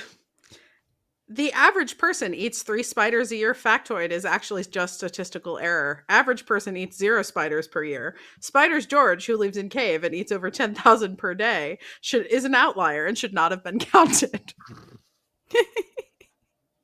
I don't have lots of Tumblr memes in my back pocket, but that one I do have. That's one of my favorites. In the Sun Belt, Marshall and App State were 2 very close teams, and surprise, App State won 26-24. Marshall outgained App 438-276, but also had 3 turnovers. Man, congrats to Marshall, the spinach team of the week. They're green. Spinach. They're green like spinach. Go put some spinach on your hillbilly hot dogs. Woo! Miami at Virginia Tech. Miami 34, Virginia Tech 17. Not bad, Virginia Tech. This could have been a lot worse. Yeah. I have a question here. Yeah. Miami seems like they're kind of sleepwalking, through this schedule that they're getting the wins. and they're a flawed team. But is it just me from watching these games? Is it like every team that they play for is up to beat Miami's ass? Is it just like everybody in the ACC wants to beat Miami's ass? Yes. Okay. It All could be both, especially for this game. Like Yeah. like Virginia Tech, you know, They their season hate has Miami. gone how I know it's that. gone. Yeah. Mhm. They hate Miami. James Franklin's in the house. I mean, there's, you know, it just seems like this is like this ACC thing that like they hate Miami a lot. Like a lot of teams, like if it's not their main rival, but like, oh boy, do they enjoy beating Miami's ass. Yeah, I think so. It seems that way. I'll say that. FIU beats Jacksonville State. FIU is bowl bound for the first time since 2019 under Butch Davis. Shout out And- to Willie Simmons, man. Yeah, what a doing great what a job- great work coaching here. job, man. Bowl bound FIU. JMU beats Washington State 24-20. It was going to be one of those games very clearly. Like Washington State had shown up for this one, Yeah. even though it was all the way in Harrisonburg. But JMU had our longest non-scoring drive of the week. Yes. What was it, Commish? 8 minutes, 17 seconds, 14 plays, 68 yards. Wow. Big, Nice. big one. Tennessee had the second longest one. But that was just the end of the game. They just ran out the clock, like 8 minutes and 15 seconds, and Tennessee did that. But this was the one where JMU turned it over on downs. It was 4th and 1 on the 7-yard line of Wazoo, and Wazoo stuffed them. There we go. This is JMU's first one-possession game since October 4th. Yeah. They don't play out one-possession games. Wake did not win by 2. Wake won by 38 over Delaware. That's so many. Wake scored 52 fucking points in this economy. I mean, yeah, So Wake's, many. Wake's like low key kind of good. Like everybody thought Wake was 8-3. going to be really bad this year, and they're not. 8-3 Wake. 8-3 I would say Wake they're Forest. probably the best. They might be the best Tobacco Road school. Nah, Duke. Duke's probably better than them. Yeah. But the No, order I'd put Wake over Duke. I'd put Yeah, Duke Wake- lost to UConn. Okay, so you go Yeah. Wake, Duke, State, UNC. UNC. Yeah. Yeah, I think that's about I mean, right. I don't know. Like, I feel like it's still kind of a mess. Like, UNC is probably the worst. I think the other three you could trade off. Wake has the best wins because Wake got that win over Virginia. They got the win over SMU. I would probably put Wake at the top, but I think those three schools are kind of interchangeable. Like, they could beat each other. I love how Wake lost to Florida State 42-7. Sure. Yeah. But if you want to know who's better, Wake or Duke, wait till next week. They play each other. That's true. Good to know. We will know. This is an answerable question. Yes. Penn State Did we beats rank Nebraska. Did we rank East Carolina in there too? Because I think I put them. East Carolina might be 2 or 3 on that list. Yeah, that's Probably what I 2. was going to say. Yeah. Penn State interim head coach. You're rocking that 409 button, huh? Yeah. Really? The bar that I mean, go to that has the Forever 409 napkins did not have them on Friday night whenever I was there. I wonder if they were all shipped to Happy Valley. I was to say, I think I know where they went. Yeah. I think it's funny that, I mean, he's clearly campaigning to get the full-time job, and he's what now 2-3 as the Yes. interim. If they beat Rutgers to go to a bowl, Mhm. that he could get to 500 as the interim. Like, that's not exactly the type of stuff, especially at Penn State, where you're like, oh, we got to keep that guy. But No, but there is he's a clearly- contingent of boosters and Yep. an alumni elected board member named Jay Paterno that I'm sure is thrilled about the button. So, yeah, I mean, he's pulling out the stops to try to lobby for this. Do you no, I don't want to say that out loud. So, okay. I mean, you said Jay Paterno, so Some things are just for us. yeah. Colorado State has only beaten Boise State 1 out of every 13 tries before this weekend, and they never won in Boise. Update. How did it go? They've won 1 in 14 tries. Yeah. They got another try. That's cool. That's cool. Toledo crushed Ball State. Toledo crushes balls. Nah. Troy beats Georgia State. Troy and Southern Miss play next week for the Sun Belt West Crown, and the winner of that will play JMU because they have divisions and it's nice and neat and things just work out. Thank you, That Sunbelt. just works. God. Thank you, Sunbelt. You're smarter than all of us. The People's Conference. That's right. Utah State wins 28-17 over Fresno State. We have bowl eligible Utah State. I love that. Like Fresno was in control of this, and then Fresno was about to like go up. I think it was like 17-7 or 17-14, and they're inside Utah State's 5, and just EJ Warner threw like a horrible pick. Like it was one of those where he's rolling out to his right in a condensed area, and then he's like, "Hey, let me throw back across the field." Interception. It was just like, you can't do that, man. And then Utah State took advantage and they started rolling. And I really enjoyed Fresno State's like green numbered jerseys with the V on the helmet. It was very nice for the Valley, the San Joaquin Valley. But I mean, congrats Utah State. I mean, bowl eligible Bronco Mendenhall. Good job there.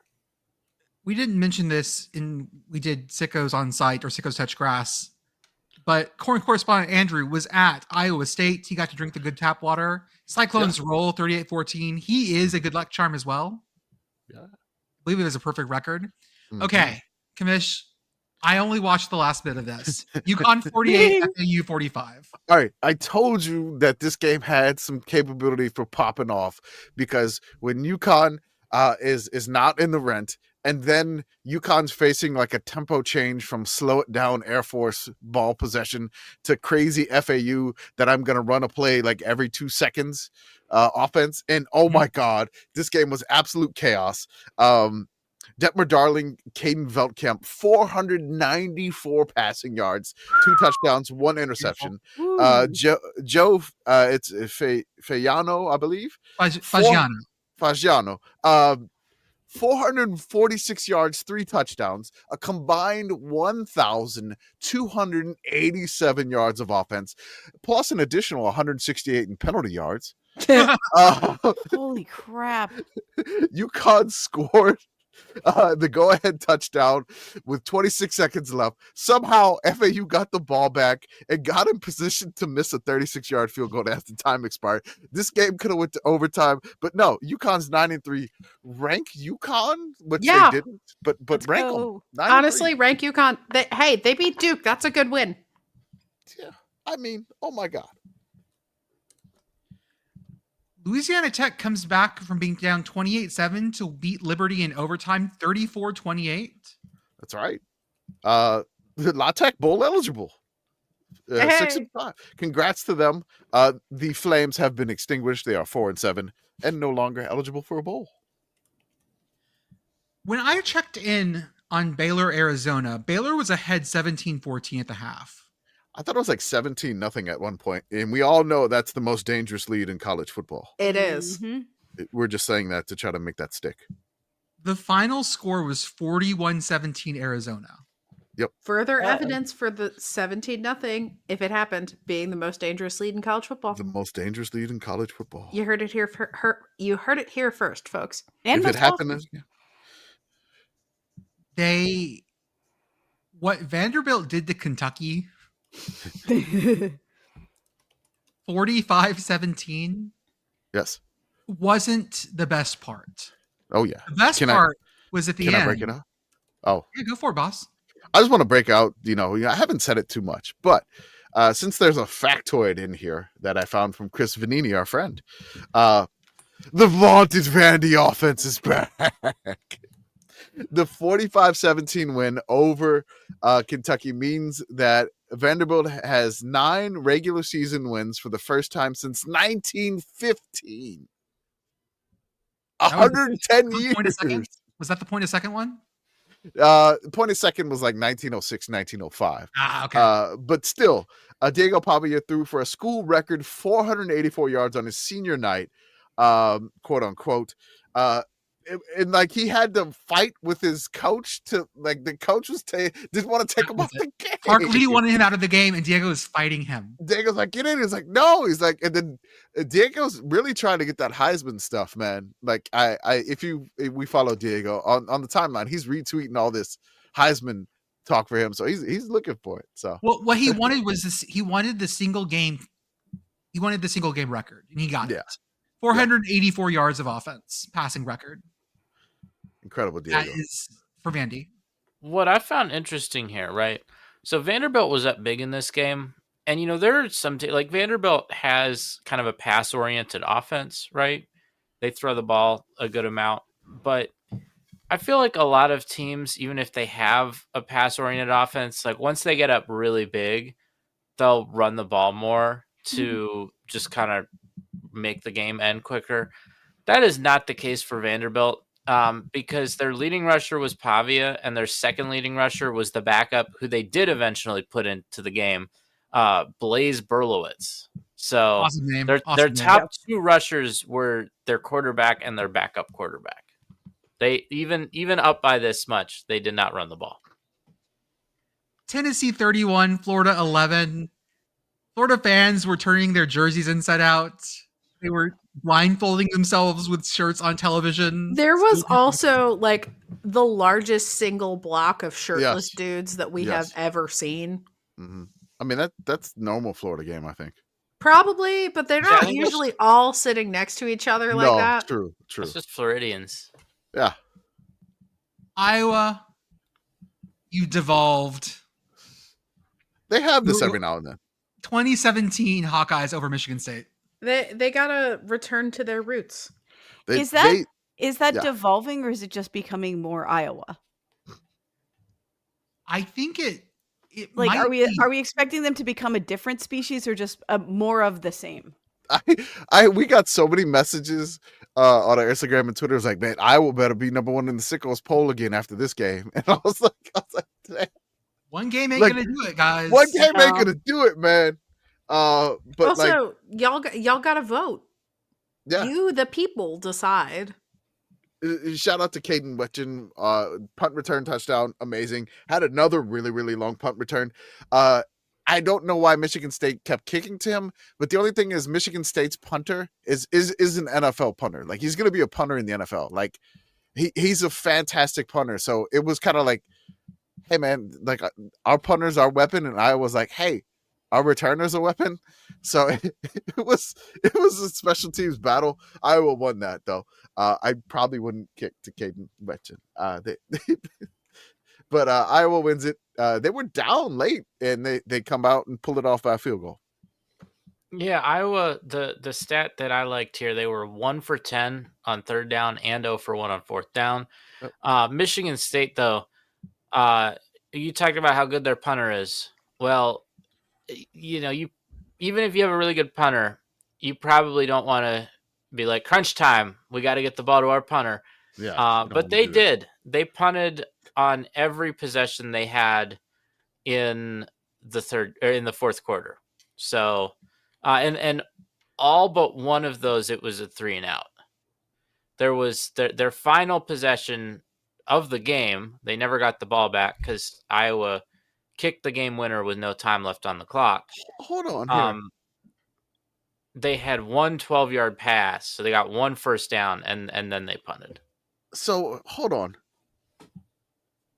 I'm looking at Michigan's punting stats. Ryan Eckley is the punter, the one that we're talking about, the good one. The starting quarterback for Michigan State punted 3 times in this game? No, there's no way. I see Alyssa Militovic had 3 punts in this game. There was a total of 9 punts, and they were all like pooch punts. Maybe they were pooch punting to avoid Caden? I don't know. That's so bizarre. Hold up. Are you looking at this from the school's records? I'm looking at ESPN. Had a punt in the third quarter. He had a punt in... Listener, in the fourth quarter. Listener, I need you to know, well, Commish and Jordan work on figuring this out, that Orange Podcat has taken an extreme interest in what we are discussing, it seems. Quarterback punts. You're gonna have to run those numbers, man. I see 3 quarterback punts by Michigan State. I see it too. Wow. I see 9 punts in the game, 6 by Eckley and 3 by. He is on the charts. We're gonna have to update those stats before I do the graphic. Wow. Way to go, Michigan State. That's amazing. Way to go. Hey, Texas won. That's right. No. You don't get to do this for beating Arkansas. I don't care if Arch ran past and caught a touchdown. It doesn't matter. Arkansas is still 2-9 on the year with a +3 point differential. What did they do to some poor FCS team to make this math work? It was probably to Arkansas State. Yeah, well, their 2 wins were blowouts. It was their FCS game and their win over Arkansas State. Yeah. So yeah, they just have to lose by 1 or 2 points next week against Missouri, and they will be 2-10 with a positive point differential. And Missouri, I mean, they could absolutely only beat Arkansas by 1 or 2 points. So Arkansas beat Alabama A&M by 45, 52-7, and then they beat Arkansas State 56-14 by 42. Yep, that'll make that math work. Yep, that's work. And then keep in mind, Notre Dame beat them 56-13. Mm-hmm. So like that, one of those was wiped out by Notre Dame. Yeah, but they lost a bunch of close ones after that. They lost to Tennessee by 3. They lost to A&M by 3. They lost to Auburn by 9. They lost 9. Yeah, like several. They lost Mississippi State by 3. They lost LSU by 1. Yep. They have lost every one of their 1 possession games. All right, Arkansas. Next game, we're gonna need to pull up. I got you. This video I got here. We're gonna need to listen to this and make sure you don't have an echo going on, Jordan, for this one, because we need to listen to it. It's Western Kentucky at LSU. LSU's trying to run out the clock here and get out of Baton Rouge with a 13-3 win over Western Kentucky. The broadcast decides to talk about Senior Day for LSU because it's their last home game. Mm-hmm. Roll the beautiful bean footage, Boca Raton Bowl. Well, this is pregame is Senior Day here, and one of those seniors is Brian Kelly's son. This is Kenzel Kelly coming out pregame. Pay special attention to that T-shirt he's got underneath his jersey. Former Grand Valley State player. Go Tigers! Long live BK! Long, free my boy! Free my boy BK! You know who? You ever call your dad your boy? No. Never did. Wait, is he talking about Burger King? Brian Kelly. Watch what happens. Watch what happens here on the play. Grand Valley, where his dad had great success at the Division II level before advancing through his coaching career. Ball came out, scooped up by Western Kentucky. Dylan Flowers is going to take it to the house, and with a minute left, the Hilltoppers are suddenly back in this game with an. Wow. Oh, like her face is just. Hold up, I gotta post this one. This is good. Screen cap. That got screen capped and posted. Oh, it's already been there. You just put that in the chat. It's fine. But yes, free my boy BK. He's talking about his BK. He's talking about his dad, Brian Kelly. Free my boy. The son has become the father. I do like the notion of free my boy BK being about the illegal Southside Burger King in Pittsburgh. Yes. He would like to have it his way. Yes. I mean, that's what when I think BK, I think Burger King. So this might just be I think me. BK, I think that very specific Burger King. By the way, there is a gingerbread edition of that Burger King in the City County building in Allegheny County right now for Christmas.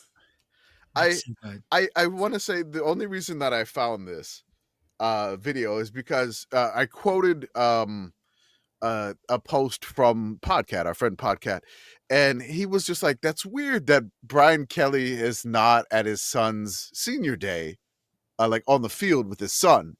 And then I found this video, and then like the things that happened, like free BK, and then an instant fumble, scoop and score for Western Kentucky, right? And then Western Kentucky like tried an onside. LSU recovered it, and they just kneeled the game out. Which So are they won we to 13-10. believe that Brian Kelly is being incarcerated by LSU? I Is don't he know, like man. stuck in Mike's pen? What's going on? Man, I don't know what the governor's doing. Is that a gubernatorial power under the Napoleonic Code? Can you Look, man. jail your football coach? Are you justice? Things happen in Louisiana. We don't, I don't know, man. And they had to the drama with Brian Kelly's like, hey, man, you didn't even fire me. They had to give somebody the authority to write him a letter. You're like, hey, man, we did fire you. Here's a letter saying that we did fire you. Free my boy, BK. ULM Texas State was 3-0 at the half. Yeah, it was. And then my dad texted me in the second half. He was like, hey, ULM's only down 3-0. And the next play, Texas State scored to make it 10-0. Texas State 31, ULM 14. ULM has not won a game in the state of Texas since 2019.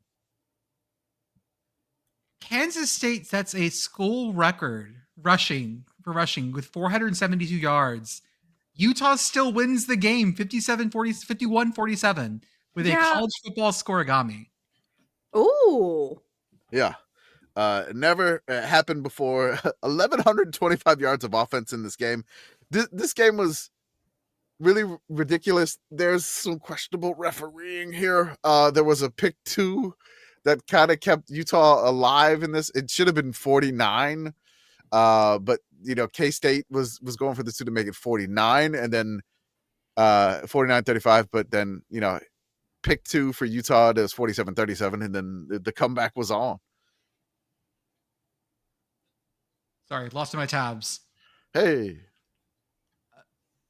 Maryland, of course, has done the thing. They started 4-0, and now they're 4-7, 4-8 now after a loss to Michigan. We have never told a joke. No, they're September, 4-7 Maryland is now. real. 4-7 right now. Okay, sorry. I thought I added one.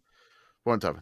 TCU Houston. Houston misses 2 field goals on their final drives of the game. TCU wins that one. The more that I think about September, Maryland, the more that I think that the team actually peaks in mid-June. Like they started their climb in mid-June, and we're seeing them at the peak in September.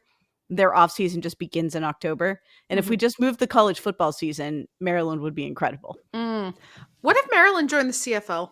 Oh.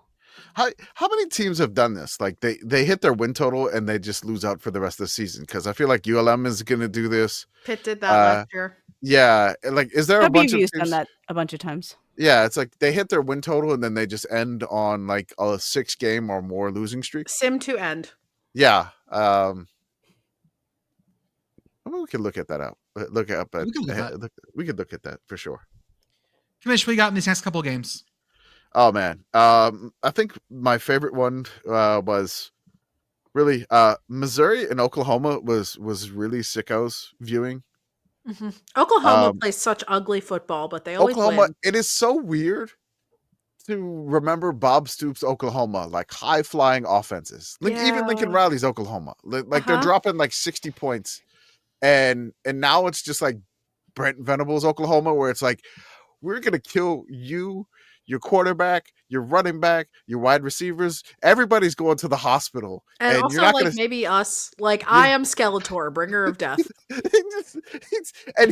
he's like he's gonna kill the referees like on the sidelines, because I remember Brent Venables they need a better holdback coach, like a get back coach for Brent Venables at Oklahoma, because this is intense.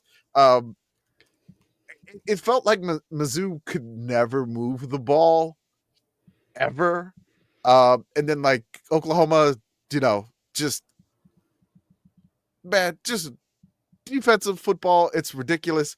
If Oklahoma makes the playoff, which I kind of think they're on a path to do that, whoever plays them, it is going to be the ugliest playoff game ever. And it's going to be fantastic football. It's going to be like Sickos football. Also, I want to give a shout out to Oklahoma's punter. Somebody asked us in our Discord to make the hardest working punter of the week award. I want to give that basically the hardest working punter of the week is like who punted the most. And we had 2 punters, hardest working punters of the week. We had Grayson Miller of Oklahoma, 9 punts 44.9 average, a long of 57, 4 down inside the 20. Beautiful. Also, shout out to Colorado's punter, Damon Greaves. 9 punts, 46.6 average, a long of 52, 1 inside the 20. And that is your hardest working punters of the week. My favorite thing about Oklahoma, Missouri is that Oklahoma invited the hand doctor that worked on John Mateer earlier this season. Yeah. Like they brought him to the game. Like he was on the sideline as like a honored guest, honored person. Yeah. Oh my god, man. Okay, So we'll talk about this game. Get in the orange press, Otto.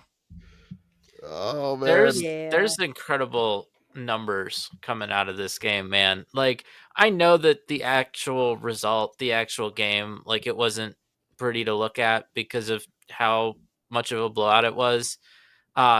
Notre Dame was up 21-0 the first time their offense had the ball in this game. Mm-hmm. The numbers for Notre Dame's running attack is insane here. Jeremiah Love, their starter. I mean, he's got to get to New York for the Heisman. I'm going to ask you some questions here, okay? Jeremiah Love had 171 rushing yards and 3 touchdowns. How many carries did he have? It wasn't a lot. It 10. was like 10. What was it, Arthur? He had 8 carries. Yeah. So he was averaging more than 20 yards a carry, and almost half of his carries went for touchdowns. But then Notre Dame actually had 4 different players that scored a touchdown and had a double-digit rushing average. And none of them had, like, Jeremiah Love had the most carries at 8. Notre Dame only ran 39 plays in this game, and they put up 70 points. They only had 67 passing yards, and they put up 70 points. I'm looking at Syracuse's injury report here, and I'm just looking at it, and I see 5 offensive linemen on it. Yeah. I see like 3 wide receivers on it. I see 2 quarterbacks on it. I see a couple of D linemen. I see a long snapper on it. I see a couple running backs on it. It's just like, I feel like Syracuse is just an absolute mash unit.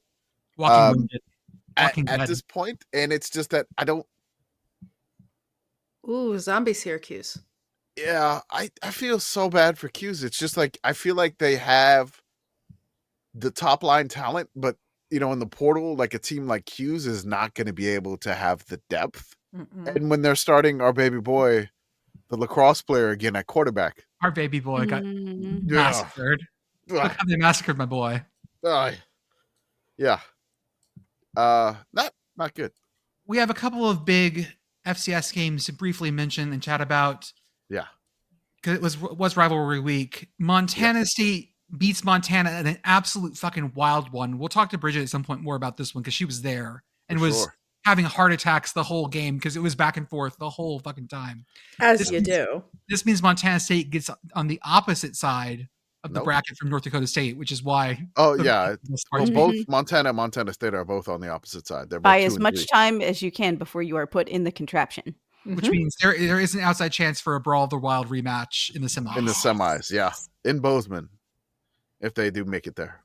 Idaho State wins the Battle of the Domes pretty decisively. They were up on Idaho early, then Idaho came back in garbage time. Got a couple garbage time touchdowns. Yeah, it was like 27-0 at one point. They did a surprise onside kick. Idaho State did a surprise onside kick with 20 seconds left in the first half, and they got it, and then they were able to get another field goal. Shout out to their kicker, Trajan Sinatra. Hell the yeah. kicker for Idaho State. More kickers named after Roman emperors. Go. I gotta start spreading the news there. He set a program record of 97 points in a season for Idaho State. So Idaho State finished 6-6, their best season in nearly a decade. They won both of their rivalry trophy games too. So they got the train bell over Weber State, and then they win the Potato State trophy over Idaho. So Idaho State mentioned. UTRGV beats East Texas A&M. They are perfect at home in their first season. Woohoo! The only undefeated team at home in all of NCAA history. It's true. We love Vaqueros. to see it. We do. Harvard and Yale. Yale jumps on Harvard real fucking early and doesn't let up. Yeah, No. there was a lot of stop, he's already dead in this game. I love their running back. Jump on them early, jump on them often. I love Yale's running back. His name is awesome too. It's Pitzenberger. Hell yeah. It's fucking With amazing. an H? No H. No H. No H. Pitzenberger. He was running like just straight through Harvard's face. And shout out to them to slowly strolling into the Yale Bowl. The Yale Bowl stroll. They didn't rush the field. I also like, while we're talking about this game, I really like that Yale has holographic numbers. For this game, Yale had holographic Y and numbers for the game. It was cool. 150th game. Yep. And we're not going to end on a downer because we have something else after this. But St. Francis had one more shot to get to a D1 win. They lost to Stonehill 20-10. That makes me sad. Yeah. Hey, go wreck the PAC, kids. Yeah. Did we talk about Lafayette Lehigh? No, that's another one. Shit. Yeah. Hey, because I put a note in here and I guess it disappeared. Yeah, Lafayette Lehigh was a good one. I realized towards the end of this game that I had it, even though I don't have ESPN Plus, because it was on the Philly RSN. Oh yeah. Oh, nice. Yeah. Yeah. So I caught the end of this game. Lafayette put up a really, really good fight. Yep. But Lehigh has a really good running back, and he just kind of ran all over him towards the end of the game. So the Mountain Hawks remain undefeated, and they got the Patriot League bid, and they rushed the field at Lafayette. Yep. But there was security around the goalpost, so they are not in the Delaware. Yeah, Lehigh was trying to take the rivals' goalpost down, and security was like, not having this. Luke Yoder is the running back for Lehigh. 4 touchdowns, 234 yards, just running through the Leopard's face. Look, man, Lafayette was like up big, and then I don't know, like Lehigh had another gear because it was like, oh no, they're gonna lose it, and Lehigh just like shifted into it, and they took that lead 28-27, and they just didn't look back. I mean, it was a fantastic game. I think it was like, or is it like 28? I forgot when they took the lead. It was 28-24. They took the lead and they didn't look back. Yeah. As an aside, for those of you who are aggressively Pennsylvanian like myself, you may be surprised to learn that Luke Yoder is from Palm Harbor, Florida. Huh. Okay. Beth, thank you. I also thought he was from Lancaster County, but surprisingly, no. Amish export. Okay. Hey girl, I will say that I think I know what happened to your notes. My son was on my computer playing Minecraft, and he told me, "Oh, I'm reading your notes for your podcast too." And he's not really good about knowing when the delete button and backspace button are. It's fine. Okay, it's okay. It was just a brief little note. So Oz has also laid on my keyboard so many times that it's entirely possible that she has deleted part of our show notes. Hey, she's contributing. And lastly, in the D2 playoffs, we have some pitchy woo shit. It was amazing. So I have one angle, and then I have the HBCU game days angle, which is the better one. The first one you can kind of see the thing here, but basically Benedict, D2 Benedict was down 24-0 to their D2 opponent in the playoffs with like an incredible comeback here. I believe they were playing Wingate. They were playing Wingate, yes. At Wingate. And so they were down 24-0 late in the third quarter. They got a furious rally, and they made it 24-19. And there's 3 seconds left in the game. Benedict has got if you want to do the other one first, the other one, not the HBCU game day one. Or this one's good, fine. Either one's good. It doesn't matter. I think the other one's actually better. I think the HBCU. Oh yeah, we can see what's happening in this one. So this one you can see, and then the sideline view is even better. So I want to watch this one first, and then watch the sideline view. Because the camera cuts out on this sideline view. It sucks. The broadcast for ESPN's all these games not good for the It's D2. not great. Yeah. It was not good for the D2, D3 playoffs at all. Everybody had problems. Here we go. This is the first view. This is the first view. He'll just dump it down to Simmons. Simmons pump fakes. Oh. He'll throw it all the way to the other side of the field. Whoa. Oh, he's going. Down the sideline. Ball's chasing him down. Oh, Brandon what is this camera Perry angle? trying to get to it. Oh my goodness. Benedict has scored. Benedict has scored.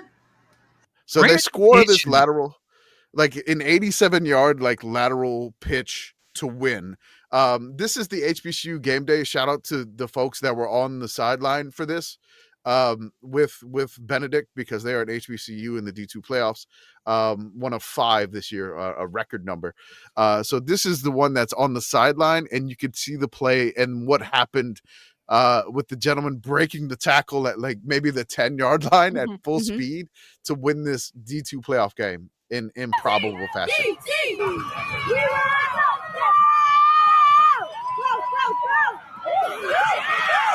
First pass over. Oh. Good pass over. Oh, and he's coming up our sideline. Yeah. Oh, this is great. Oh, that's awesome. That's so good. I'm so glad that angle exists. Yeah. I love that the dude's on the field at this point. Yes, he is. Like the game's over. It's The a cameraman first is time. running on the field. It's just like, it's an incredible play. I don't even fault the guy trying to make the tackle. He had to come clear across the field, full speed, and like Yeah. one step hesitation. No, just like he did his yeah. best, and he got lightly trucked. It's fine. I'd say there was a little bit of a head duck and nice little stiff arm to get him off Mhm. to get in the touchdown and win the D2 playoff game, which is, I mean, an improbable ending. And this is why you love college football, because Mhm. you don't really see that too often in the NFL, and D2 playoffs can end in weird ways. A lot of upsets this week too. Hey, folks, that's what we got for tonight. We will see you back. I got one last thing. I got to One give a shout out to Quinnipiac. Quinnipiac. Yep. Yeah. So Noted. shout out them. Yep. Noted hockey and polling school. No other reason Arthur and I are mentioning Quinnipiac. Definitely don't find out what Quinnipiac basketball did tonight. Here we go.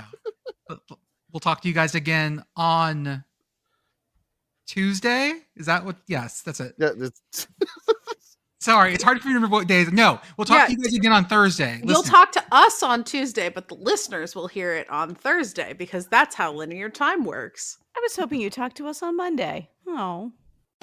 I earned my degree online at Arizona State University. I chose to get my degree at ASU because I knew that I'd get a quality education, they were recognized for excellence, and that I would be prepared for the workforce upon graduating. To be associated with ASU, both as a student and alum, it makes me extremely proud, and having experienced the program, I know now that I'm set up for success. Learn more at asuonline.asu.edu.